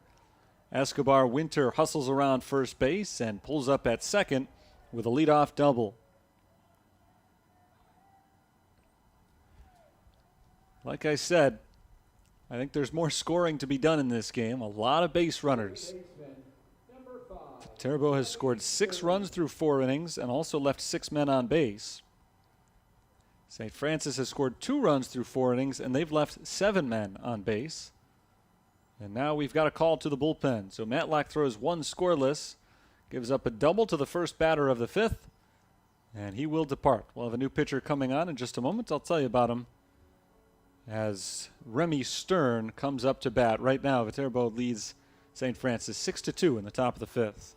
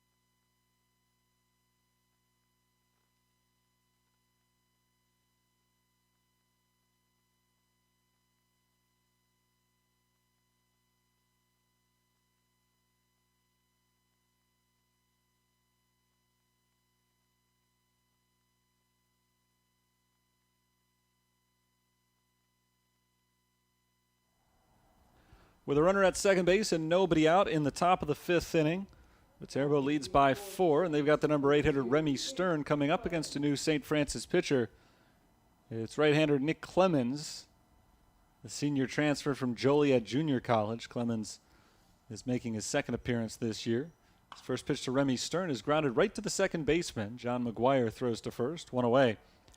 But in the process, Darian Escobar Winter moves on over to third base. So a productive out for Stern, who's had a couple of those today. It's been a very productive game for Stern without getting a hit. He's got a walk and a run, a sacrifice fly, and now an assist on that ground ball. It's not quite a sacrifice, but it feels like one. Here's Zach Earl taking ball 1 outside. In his appearance last week against Lewis, Nick Clemens went 1 inning. He allowed 5 runs on 4 hits and a walk. Ball low and away. It's 2-0.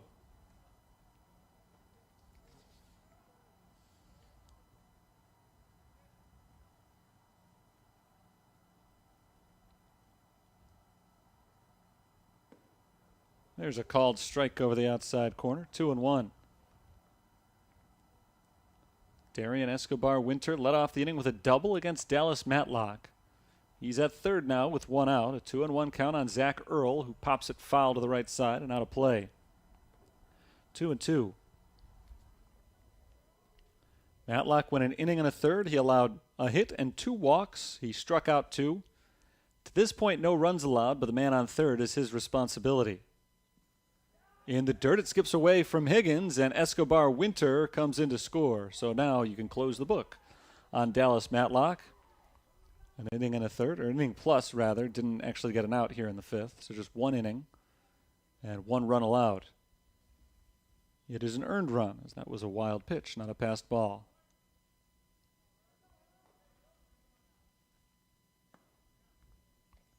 Ball 4 to Earl. And he draws the walk. So the bases were clear for the matter of 1 pitch. And now there's a man on once again. Braxton Gelfie is the batter, 0 for 3. He's grounded out, reached on an air, and flown out. Clemens looking for a ground ball here, so they could potentially turn 2. He misses low for ball 1. Definitely a different look with Nick Clemens on the mound compared to what we saw from Dallas Matlock. Hard throwing right-hander. He fires a strike, 1-1. When you're getting those knucklers floated up there from a lefty, and then he comes out and you got a fireballer throwing from the right side. Bit of adjustment. Ball low and away, 2-1.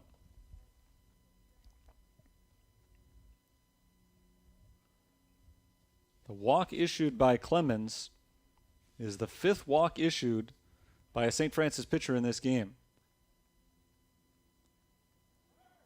Runner goes on a ball outside. The throw to second is not in time. 3-1 on Gelfi, and now there's a runner in scoring position with 1 out as Zach Earl steals a base.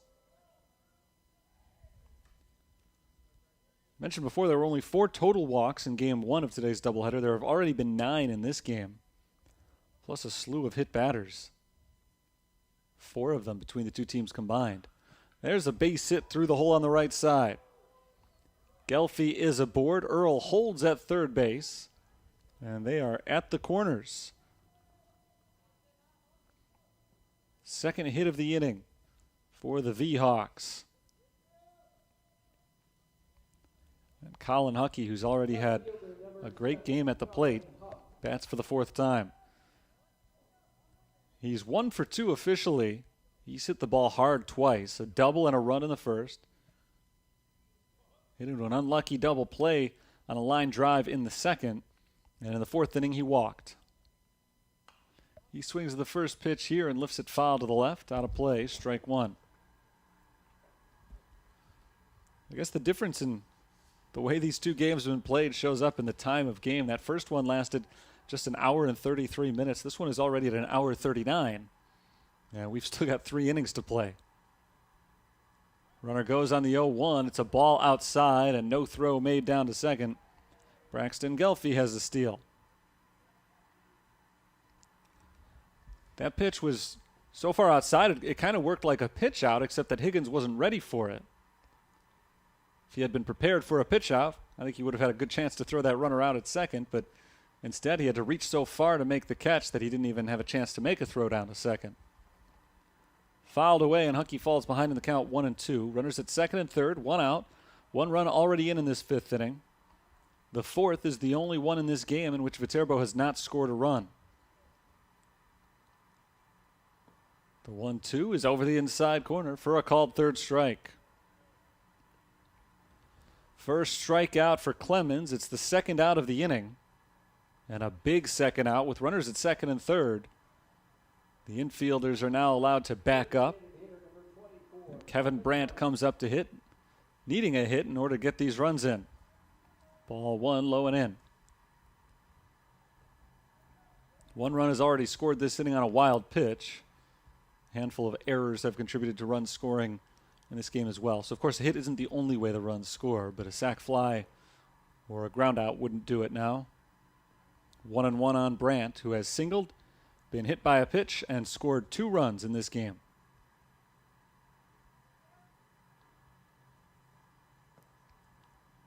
Ball off the glove of Liam Higgins. Count moves to 2-1. That didn't miss by a lot, but typically speaking, if the catcher is not able to hang on to it, it's not going to go your way on a borderline call. Didn't roll too far away from Higgins, though. Nobody had a chance to advance. The count is 2 balls and 1 strike. 1 run is in, 2 men are on. 2 hits and a walk so far this inning for the V-Hawks. Clemens 2-1 offering. Floated foul off to the left. Into the seats. It's 2-2. If Brandt reaches, Benson hits next. Clemens trying to make sure Brandt does not reach. Deep drive out to right field. Travis Schoonover chases it back into the corner. Into foul territory. Schoonover slides and can't come up with it. Nice effort by Travis Schoonover. That was out in deep right field beyond the V-Hawks bullpen. And it just kept cutting further and further to the right and finally hooked foul. Schoonover gave it all he could, just didn't quite reach it. And he did come down hard and roll into the wall, so it was good to see. With no hesitation, he popped right back up and trotted out to right field. Another 2-2, misses outside. The count goes full.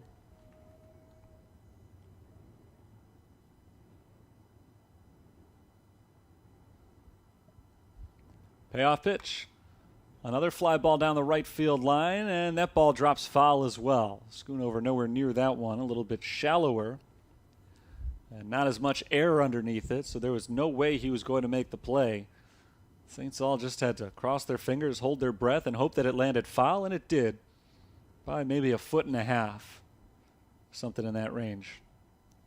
Brandt will see an 8th pitch from Nick Clemens. Earl's at third, he walked. Gelfie's at second, he singled and stole a base. It's still 3-2 on Kevin Brandt, and he takes ball 4. Another walk given out by St. Francis pitching. That's the second one this inning.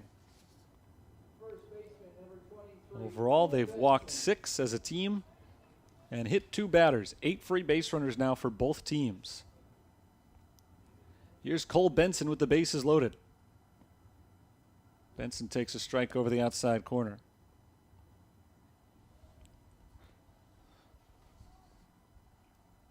Benson has not been retired in this game. He didn't reach in game 1. Ball high, 1-1.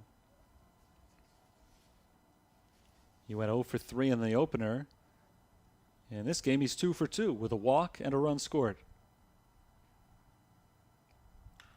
There's a fly ball out to right center field. Long run for Dolan Nicholson, and he can't get to it. That ball rolls out to the warning track. 1 run is in. Gelfie scores the 2nd run, and Brandt comes in safely at the plate as well. A 3-run bases clearing double hit by Cole Benson.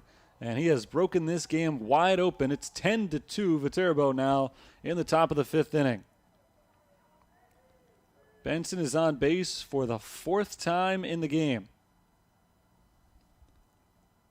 And the walks come back to haunt Nick Clemens. All of these runs belong to him.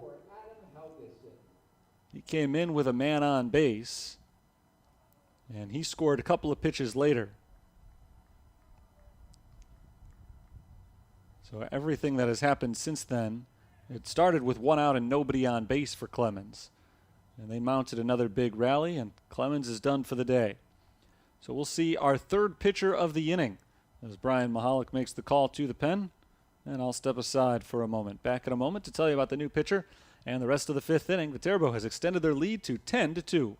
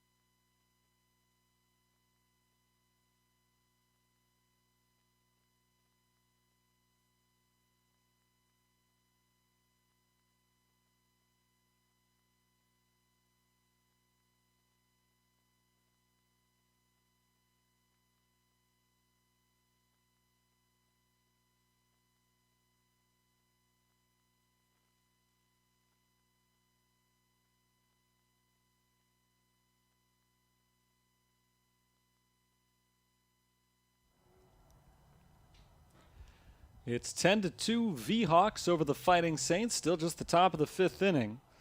Viterbo has scored 4 runs this inning, and they've got a man at second base with 2 outs and a new pitcher. It's right-hander Sam Pileggi on to face Adam Helgeson. Helgeson is 0 for 2 with a walk, a run, and RBI. He takes a strike. 0-1. Runner at second base is Cole Benson, who drove home 3 runs on a double.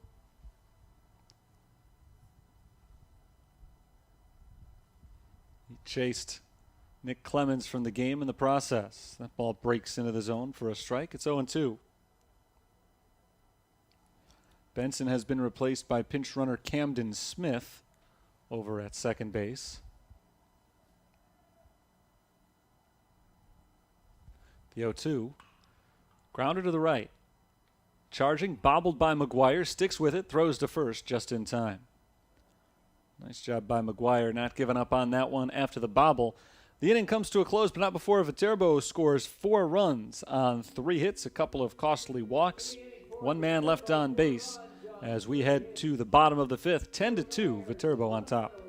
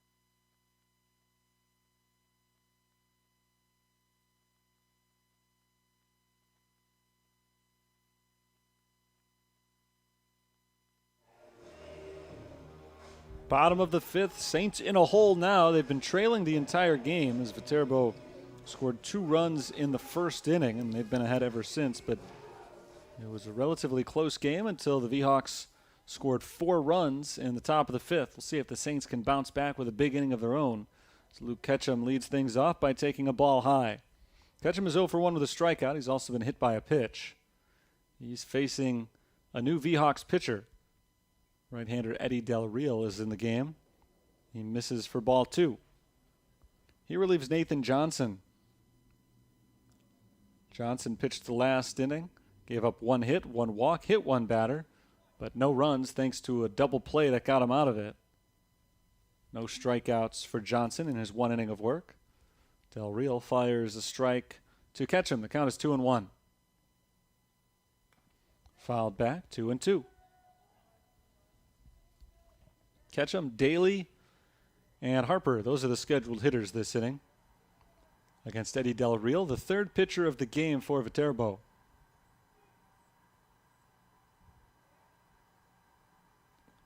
And the dirt, ball 3. The V-Hawks scored 2 runs in the first, 1 in the second, 3 in the third, and 4 in the 5th. The 4th inning is the only one in which they did not score. And in that inning, they did put 2 men on base. They just left them there. They've stranded 7 base runners through 5 innings, so this damage could have been worse. Payoff pitch to Ketchum. Ball 4, he walked him. The leadoff man is aboard. The 5th walk issued in this game.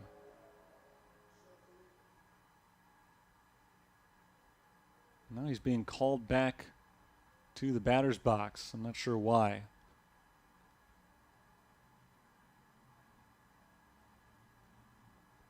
So the home plate umpire saying that was only ball 3. I'm fairly certain it wasn't. And Brian Mahalik agrees with me. So does Luke Ketchum. I know Luke Ketchum agrees because he went all the way down to first base. So the 2 umpires will get together and discuss it. I think the home plate umpire lost track of the count. Because the only other option is that I did, and we all know that can't happen. I mean, it happens several times a game, but I don't think it happened this time anyway. So we'll wait and figure out what the ruling is here whether Ketchum is going to have to go back and hit with another 3-2 count, or if he's going to stand at first base with nobody out and Ryan Daly batting. A long discussion. If this is what they're discussing, the count, I'm not sure there's all that much to talk about. How many pitches have been thrown in this at bat? It looks like they're going to make him stand in there again. And Brian Mahalik doesn't agree with that decision. But if the umpires have both lost track, then what can you do about it? And it looks like they both lost track. So they're going to make him bat again with a 3-2 count. In the meantime, Eddie Del Real's just been standing by. A little bit wild in this first at bat. We'll see if that long layoff contributes to an improvement in control. There's a swing and a fly ball out to deep left center field, back towards the warning track. That ball is gone. It's off the scoreboard, and a home run for Luke Ketchum. Should have been a walk. He'll take the home run instead.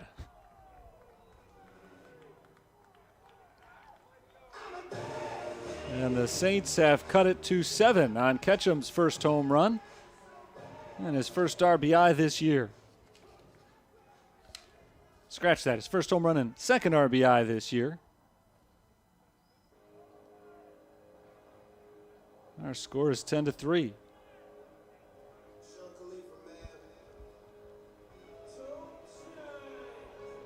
So Daly will bat with the bases empty and nobody out. Ryan Daly is 1 for 2 with a single and a run scored. He's also struck out.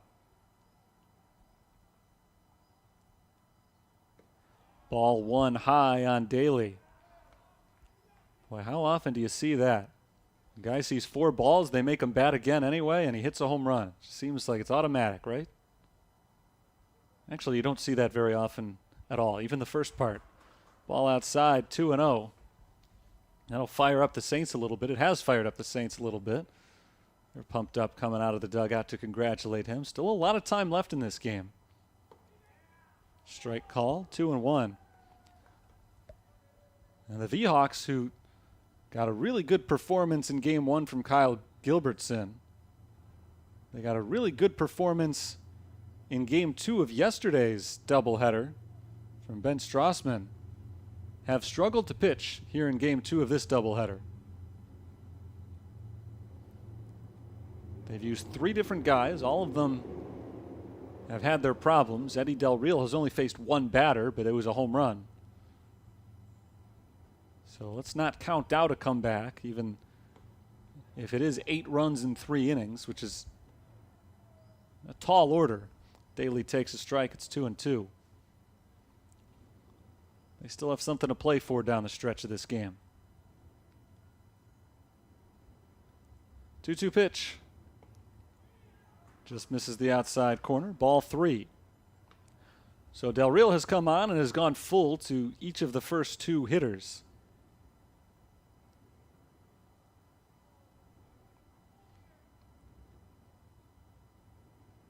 Swing and a miss. Daly, I think, chased one out of the zone there.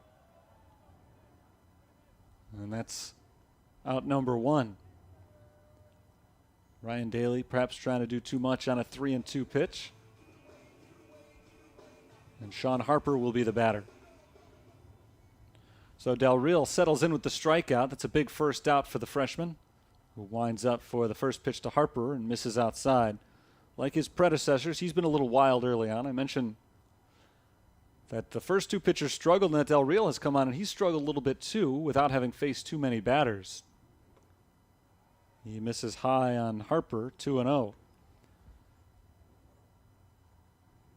He faced 1 batter coming in, and he both walked him and gave up a home run. That's not easy to do. Strike over the inside corner, 2-1. And again, I'm assuming that I had the count right and the umpire had it wrong, which it's possible that it was the other way around, but I think it's funnier to go with the assertion that I've been going with, so I'm going to keep doing it. Ball high, 3-1. And Del Real has been wild, whether or not he walked Ketchum. 9 balls thrown now, compared to 7 strikes. There's a swing and a miss. Count goes to 3-2. The home run for Ketchum is the second home run of this series for St. Francis and the second home run they've hit as a team this year. Joe McGuire hit a 2-run shot yesterday. That was in game 1 of the doubleheader. Harper takes ball 4, and he takes the free pass.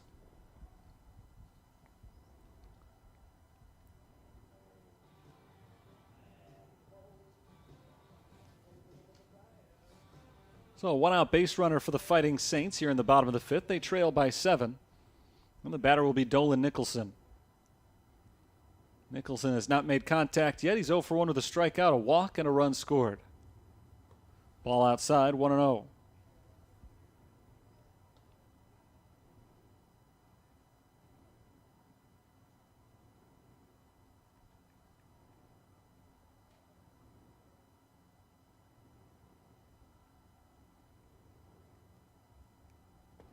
The next pitch finds the inner third of the zone. 1 ball and 1 strike on the center fielder, Dolan Nicholson. Senior who has started at both center field and second base so far in this young season. He pops this ball down the left field line, sinking in fair territory. It drops for a hit. Harper moves up to second base. Nicholson stops at first. It's a 1-out single, and there are 2 men on with only 1 out for John McGuire.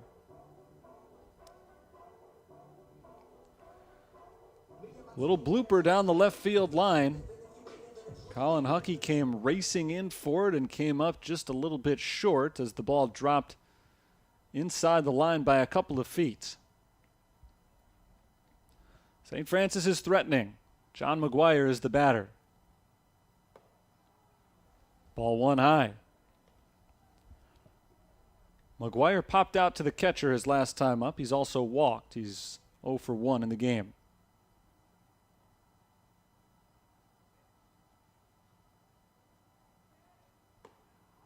That ball misses upstairs. 2-0.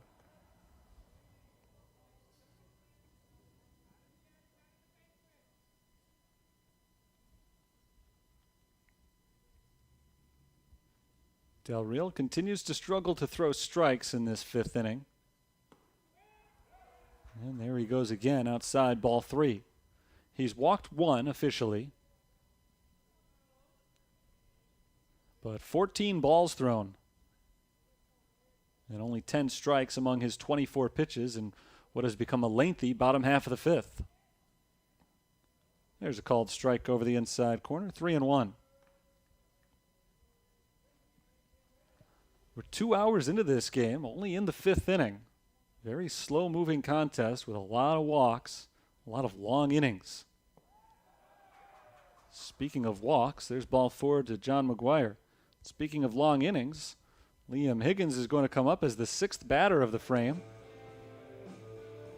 The Saints trailing by 7. It's a long way out, but this game's certainly not out of reach, especially right now with the bases loaded, a base hit. Could go a long way towards cutting into this deficit.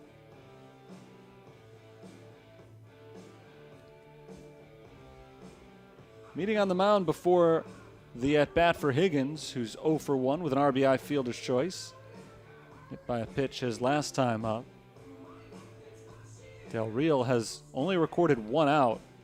He's already thrown 25 pitches this inning. And now a little light action down the right field line in the bullpen. A few guys up and stretching. Nobody is yet throwing. But neither team in this game has been able to find a strike thrower. St. Francis pitchers have issued a combined 6 walks and hit 2 batters. Viterbo pitchers have issued a combined 6 walks and hit 3 batters. 19 free base runners in this game.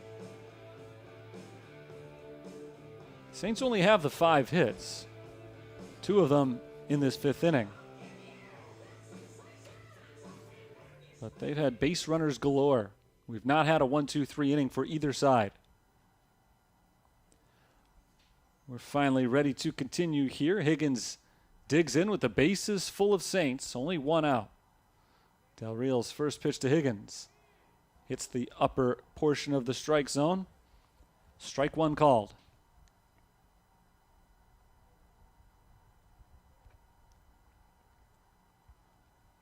Harper's at third, Nicholson at second, McGuire at first. Swing and a miss. Higgins got a slight piece of that one. Foul tipped it. It is 0-2.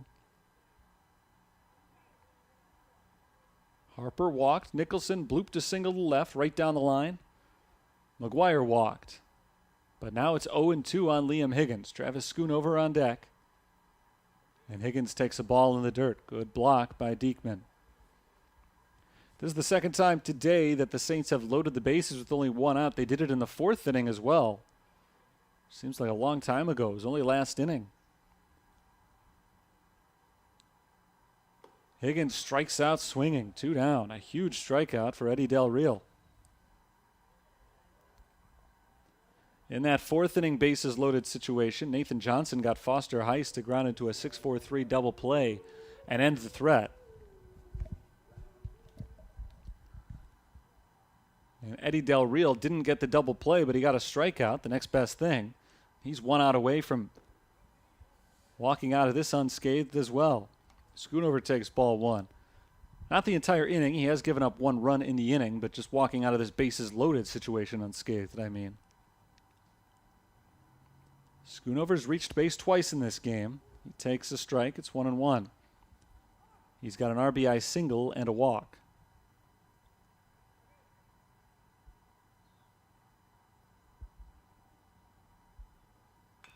Bouncing ball to the right side.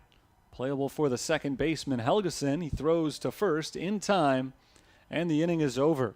For the second straight inning, the Saints load the bases with only 1 out and don't get any runs in. They do get 1 in the 5th, though, on Luke Ketchum's leadoff home run. As we head to the 6th, our score is Viterbo 10, St. Francis 3.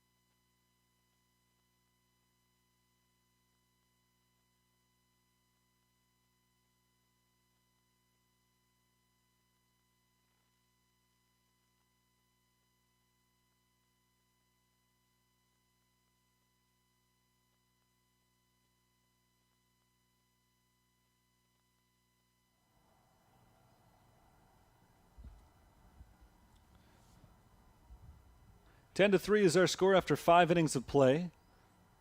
Viterbo's been blown out a couple of times on this Chicago trip. They've had an okay trip. They're 2-3 so far over the 3 days against Roosevelt and St. Francis. But they've been blown out twice. They would like to leave with a blowout in their favor.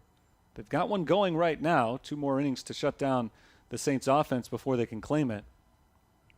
Derek Diekman leads off the top of the 6th and takes ball 1 as they try to add to their lead. They scored 4 runs in the 5th inning.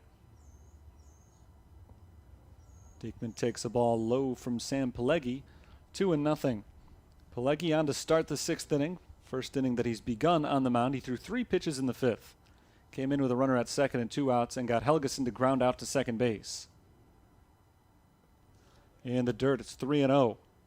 Came in firing strikes in the 5th inning, but in the 6th, the speed of this game has caught up with him. Everybody has fallen behind hitters in this one, and he's done the same to begin this 6th inning. 3-0 on Diekman, who's 0 for 3. He does have an RBI. taking all the way on 3-0. It's a strike, 3-1. Sam Pelleggi pitched 2 innings last week against Lewis University. Gave up 2 runs, one of them earned on 2 hits with a walk. He struck out 4. So a pretty impressive season debut for him. Trying to follow it up with a scoreless outing today. He gets Diekman to foul it to the right side, 3-2.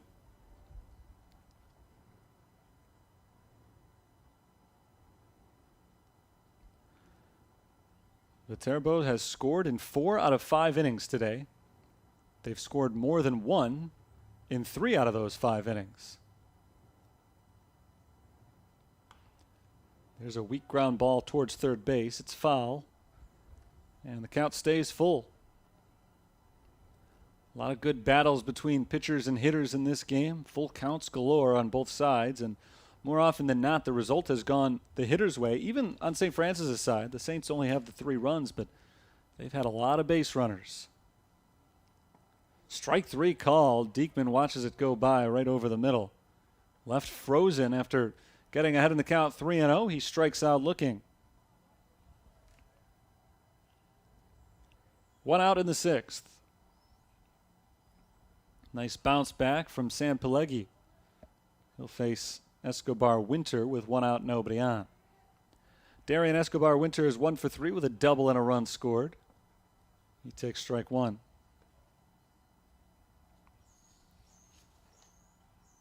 Saints trail by 7. They've only scored 3 runs, but they've left 10 men on base through 5 innings.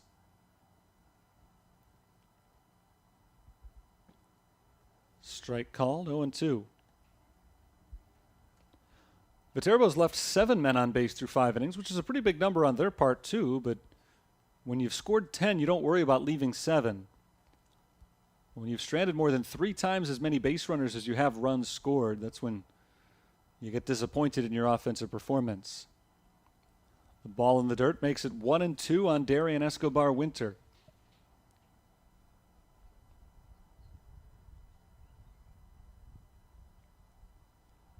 Pelleggi winds up and deals. Swung on and missed, strike 3. That's 6 strikeouts for Sam Pelleggi now in 3 innings pitched this season. And if he can retire Remy Stern, it'll be the first 1-2-3 inning of the game for either team. Stern is 0 for 1. He's had a good day at the plate, though. Don't let that 0 for 1 fool you. Ball outside, 1-0. First time up, he walked and eventually came around to score. His second time up, he brought home a run on a sacrifice fly. And his third time up, he advanced a runner from second to third with a ground out. He pops this behind home plate, out of play, strike 1.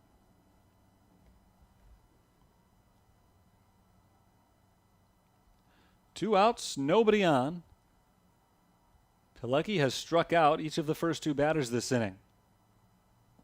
And now he's 1 strike away from doing the same to Remy Stern. 1-2.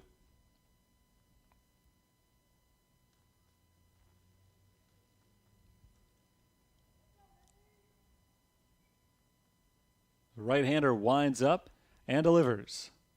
It's downstairs for a ball, 2-2.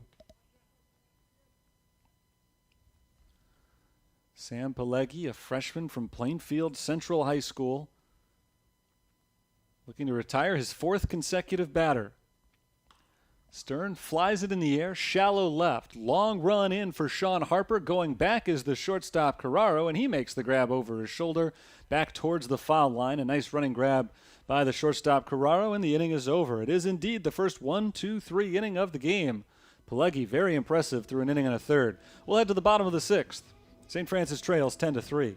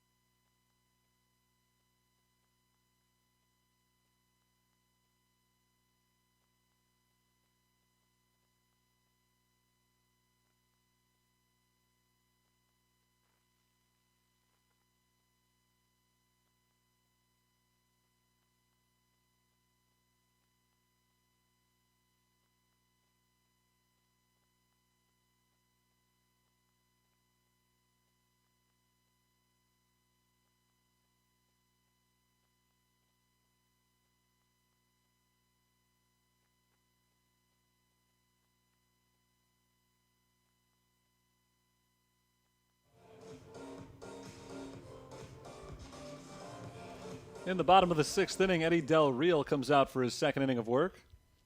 He'll face Noah Carraro to start things off. Carraro shows bunt, pulls the bat back, and takes ball 1. Tough go of it in the 5th inning for Eddie Del Real, but he escaped allowing just 1 run.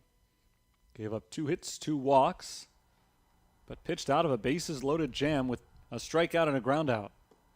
He fires a strike to Carraro, 1-1. He threw 33 pitches in the inning,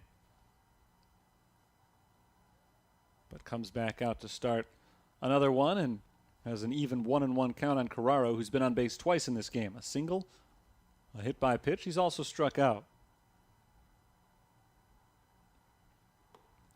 Ball outside, 2-1.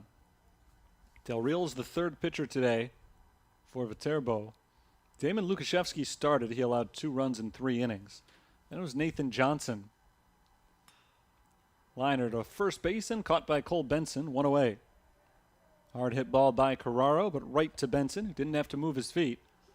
1 up, 1 down in the 6th.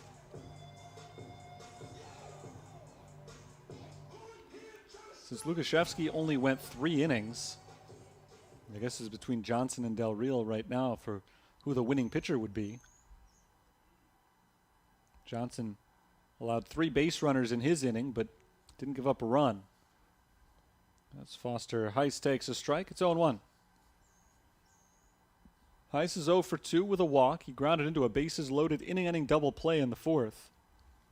Ball 1 to even the count. There have been a couple of times during this game today where it's felt like the Saints are knocking on the door of a big inning, and it just hasn't happened. And Viterbo has gotten those big innings, and they've just pulled further and further away.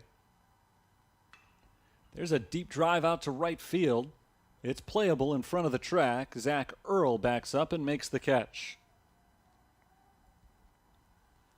Hard hit ball by Heiss, but Earl had a beat on it. Made the play look smooth and easy. And Luke Ketchum will bat with 2 outs and nobody on. First time that's happened to the Saints in this game. There were 2 outs and nobody on. But Del Real has retired the first 2 batters of the inning.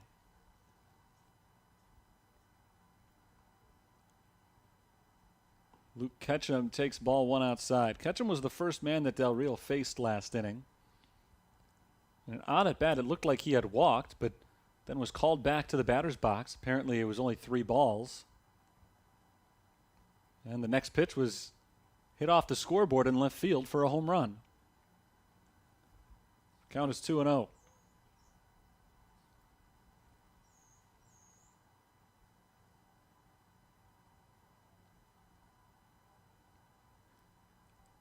Del Real is looking for the first 1-2-3 inning of the game for a V-Hawks pitcher. But he misses high, ball 3. Trying to follow in the footsteps of Sam Pileggi, who pitched a perfect top of the 6th. And that was the first one of those for a Saints pitcher in this game. The 3-0. Ketchum takes ball 4 high, and this time no doubt about it. And a 4-pitch walk. So the perfect inning continues to elude Viterbo. We'll see if St. Francis can turn this into a run or 2. Ryan Daly is the batter. He's 1 for 3 with a single and a run scored. He has struck out twice. He swings at the first pitch, fouls it back for strike 1.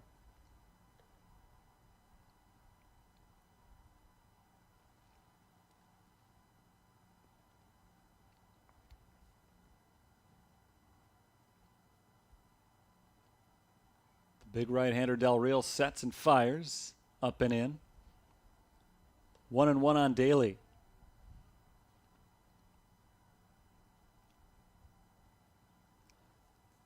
Del Real is closing in on his 50th pitch of this appearance. A long inning and 2/3 for him, but he's only allowed the 1 run. Liner out to right field, a base hit for Daly. Ketchum pulls up at second base, and there are 2 on with 2 out. Back-to-back base runners for the Fighting Saints. So after Del Real seemingly gets through the first 2 batters easily, the Saints will make them work anyway.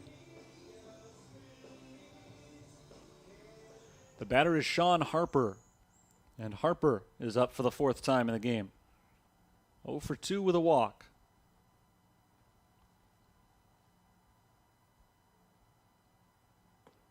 He takes strike one. St. Francis took the opener 3-1. Great combined pitching performance in that game by three different guys. They held the V-Hawks scoreless until the 7th inning, when they finally broke through for their only run. Ball high on Harper, 1-1.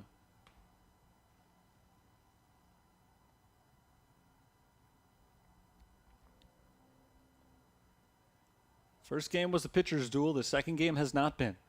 Study and contrasts this doubleheader. Check swing. It's a strike. Called a strike. Doesn't matter if Harper went or not. I don't think he did, but it was in the zone. 1 ball and 2 strikes. And Del Real is 1 strike away from ending the 6th inning scoreless.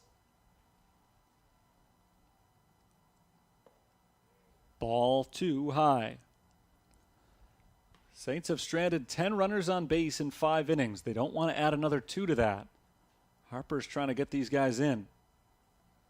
Daly at first, Ketchum at second. The former singled, the latter walked. 2-2 pitch. Way outside, ball 3. Another full count. And this will have the runners off a little bit early with 2 outs in the inning.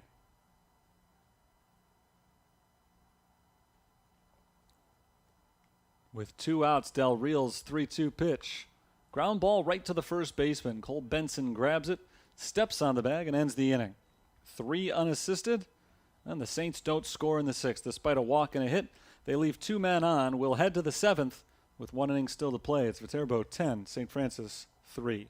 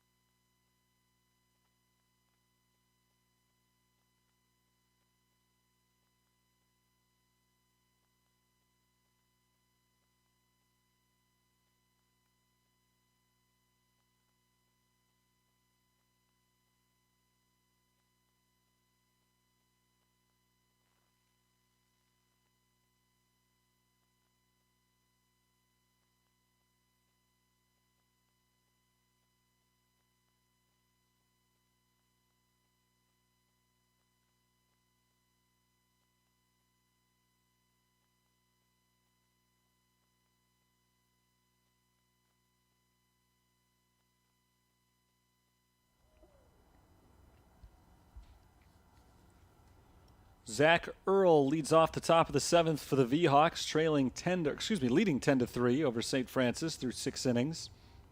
Sam Pelleggi back on the mound for the Fighting Saints, and his first pitch to Earl is fouled back for strike 1. Earl has not been retired. He's 1 for 1 with a single, a walk. He's been hit by a pitch. He has stolen a base and scored a run. He's stolen a base and scored a run. That's correct. He leads off this 7th inning to be followed by Gelfie and Huckey. Sam Pelleggi has been out there for an inning and a third so far. He has not allowed a run. He has not allowed a base runner. Swing and a miss, 0-2. His top half of the 6th, in which he struck out Diekman and Escobar Winter and got Stern to pop out to short, was the first 1-2-3 inning of the game worked by any pitcher on either side. And we've seen a bunch of them. Fouled back, still 0-2. Saints have used 5 pitchers in this game. The V-Hawks have used 3. And for the most part, they have struggled. This has been the most notable exception. Pelleggi misses in the dirt, 1-2. The numbers for Viterbo not so bad. 3 runs in 6 innings. You wouldn't complain really about any of the pitchers' performances if that's all they're giving up. But they've had to work out of a lot of trouble in order to keep the Saints down to 3 runs. St. Francis has stranded 12 base runners through 6 innings. Pelegi paints the outside corner in at the knees on Zach Earl for strikeout number 3 for Sam Pelegi. 3 strikeouts in an inning and 2/3. He's retired 5 in a row. And he's back to the top of the order. He'll face Braxton Gelfie for the first time. Gelfie is 1 for 4. He takes a strike. He's reached on an error, singled, stolen a base, and scored a run. He's been on base 4 times in the doubleheader. Called strike. It's 0-2.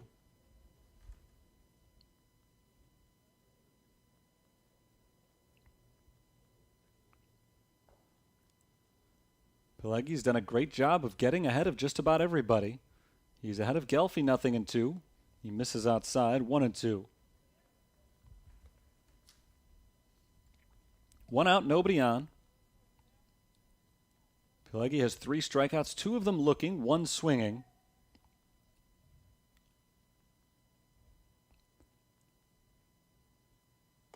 Ball inside, 2-2. Prior to his entry into this game, the V-Hawks had gotten their leadoff man on base in 3 consecutive innings. And it's caused a lot of headaches for St. Francis pitchers. Keeping that leadoff man off, always big, and there's strikeout number 4 for Pelegi. So he gets Gelfie to go down looking. Back-to-back backwards Ks in the old score sheet. And that brings up Colin Huckey, who's had a nice game overall. He bats for the 5th time. Ball 1 high. Huckey is 1 for 3 with a double and a run scored. He's also walked once. Struck out against Nick Clemens his last time up. 1-0. Outside, 2 balls and no strikes.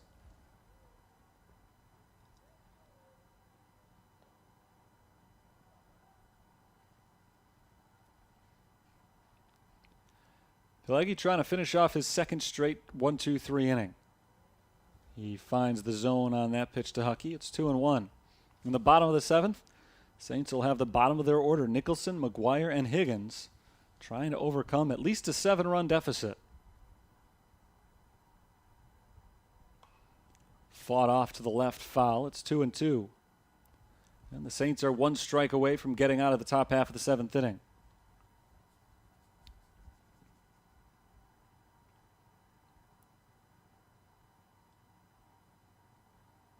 Pelegi gets the sign from Higgins. Freshman battery. Wind up and the pitch, it's high for a ball, 3-2. Higgins, a freshman behind the plate. We've had quite a few freshman pitchers going. Sean Mahalik, who started, is a freshman. So is Matt Lopez, who came in next. And now Pelegi as well. Lifted foul down the left side. It's out of play. Onto the berm down the left field line. Still 3-2.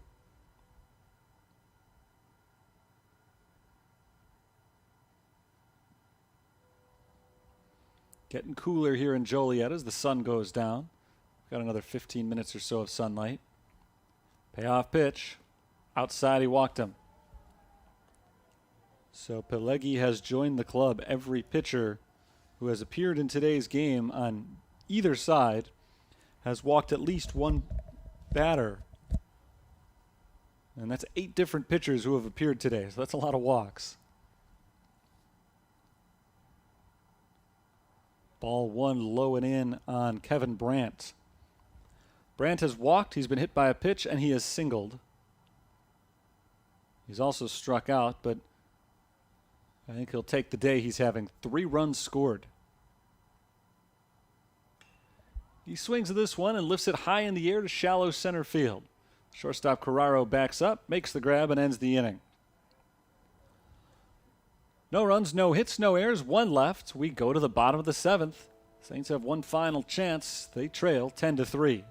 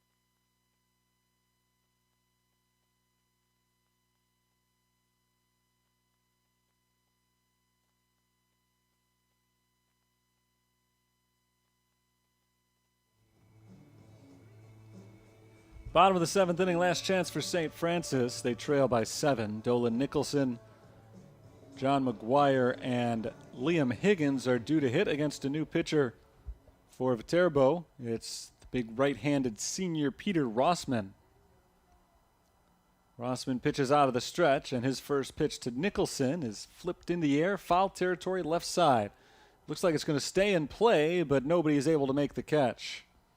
So it drops for a foul ball. Nice effort from the third baseman, Remy Stern. He gave it a good run. Reached for it, and it was just off the tip of his glove. And that's a tough play for a third baseman. Usually that's the shortstop's ball, but it didn't have enough air under it. Sunk too fast before Darian Escobar Winter had a chance to get over on it. So it's 0-1 on Dolan Nicholson. Nicholson is 1 for 2 with a single and a walk. He takes the ball outside, 1-1. Rossman is the 4th pitcher of the game for the V-Hawks. He relieves Eddie Del Real, who went 2 innings. He only allowed 1 run, but he had to work hard to keep it to just that 1 run. He also walked 3, gave up 3 hits. He struck out 2. Nicholson nearly hit by that pitch. I think it went behind him. The count is 2-1. It's funny, Del Real gave up 3 walks, 3 hits, and he only gave up 1 run, and that run was on a leadoff homer. So none of the other hits or any of the walks came back to haunt him at all. There's a soft liner into center field, and it drops in for a hit for Dolan Nicholson. The leadoff man is aboard for the Saints as they try to mount a big comeback here in the last inning. 3rd time in this game that Nicholson has been on base. It's the 5th time in the doubleheader. He's only been retired once in the 2 games. 3 singles, 2 walks.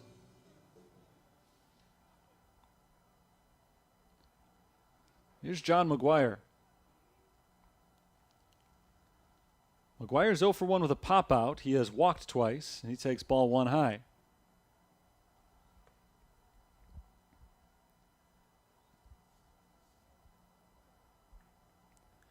St. Francis has had at least 1 base runner in every inning. That's their 7th hit of the game. Fouled back by McGuire, 1-1.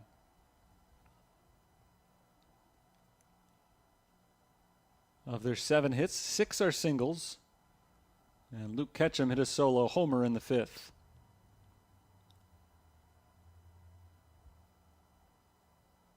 One ball, 1 strike. Rossman is set to deal. Up in the zone, it's 1-2.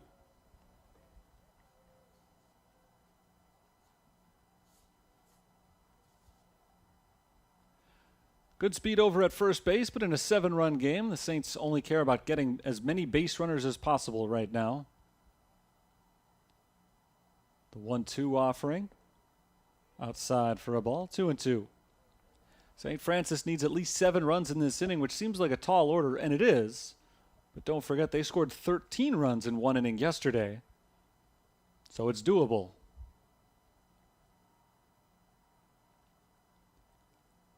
2-2. McGuire hits it in the air out to center field. It's deep but playable. Moving to his right and making the grab is Braxton Gelfie. First out of the inning. That brings up the catcher, Liam Higgins.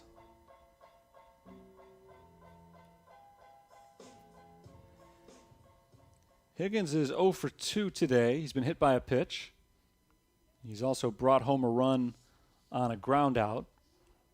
1 for 7 on the season. He takes the ball low and away, and it gets away from the catcher.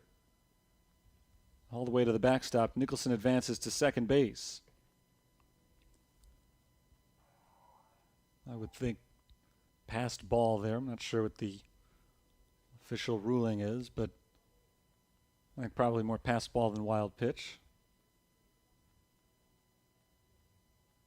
1-0 on Higgins.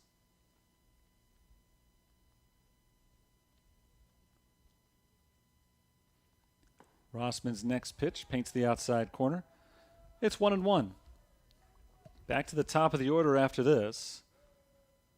The passed ball moves Nicholson into scoring position and breaks up the potential for a standard double play. Here's the 1-1. Low and outside. 2 balls and 1 strike.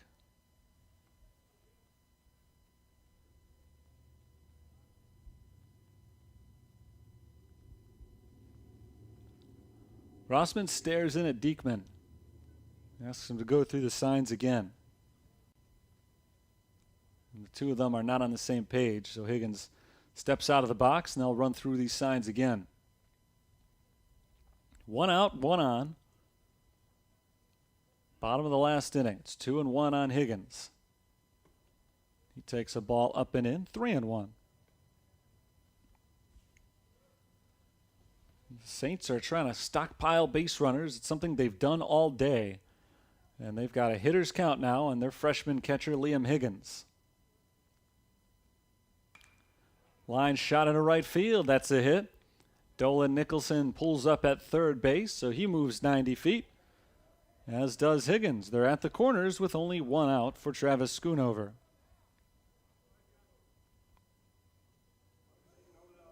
Higgins will depart. Josh Tesh comes on.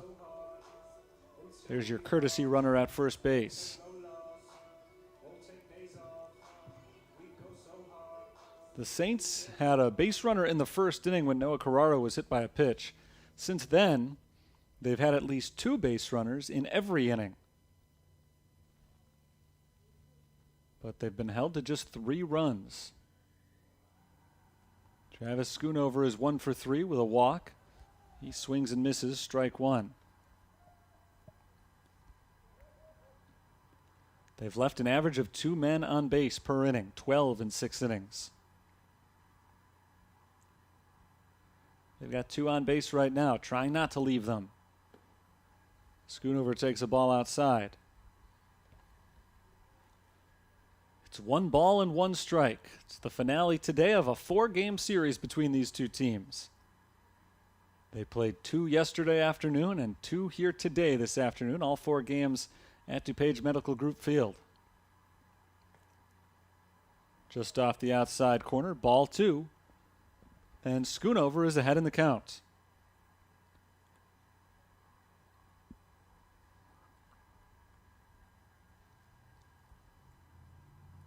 Nicholson's at third. Higgins is at first. Or rather, Tesh is at first. 2-1 to Schoonover. Finds the corner this time in a similar location to the last one. Count is 2 balls and 2 strikes.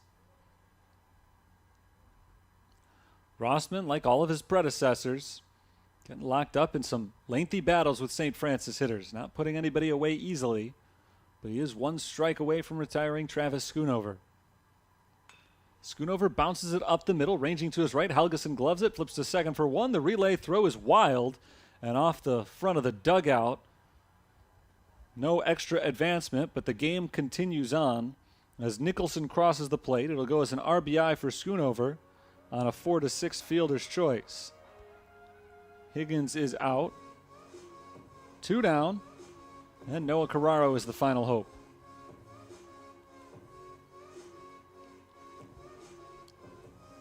The score is 10-4. Saints were down by as many as 8 runs. They've nibbled away at that lead, but haven't been able to take any big chunks of it. And now they've got to get the next 6 with no more outs being recorded. Noah Carraro is 1 for 3 with a single. Strike 1 called. There actually is only 1 out right now. Josh Tesh is still at second base.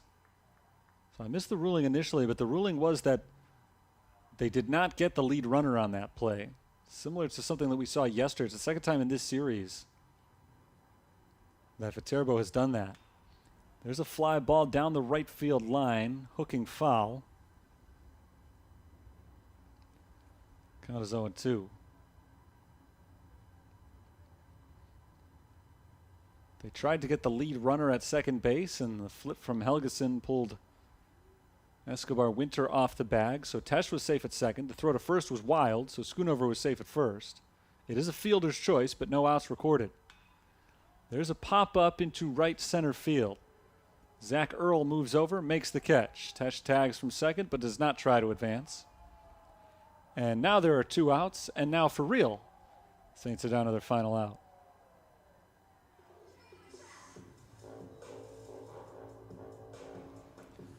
The last hope is Foster Heiss.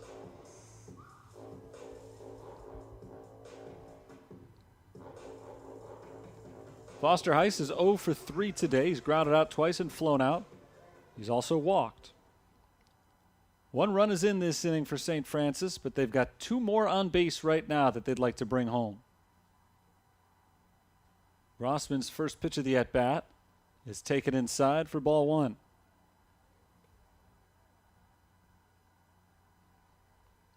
Next home game for St. Francis after today is Thursday. They'll play a doubleheader against Roosevelt, a non-conference doubleheader. They'll play them in a conference series later in April. There's a called strike. It's 1-1. Conference season not so far away right now. Saints are on the verge of falling to 2-4 in these non-conference doubleheaders. Heiss fouls it off to the left side and out of play.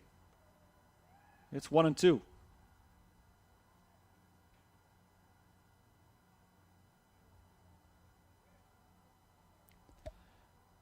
This will be the 26th pitch of the inning for Rossman. Another long, difficult inning, but one in which he is 1 strike away from ending it.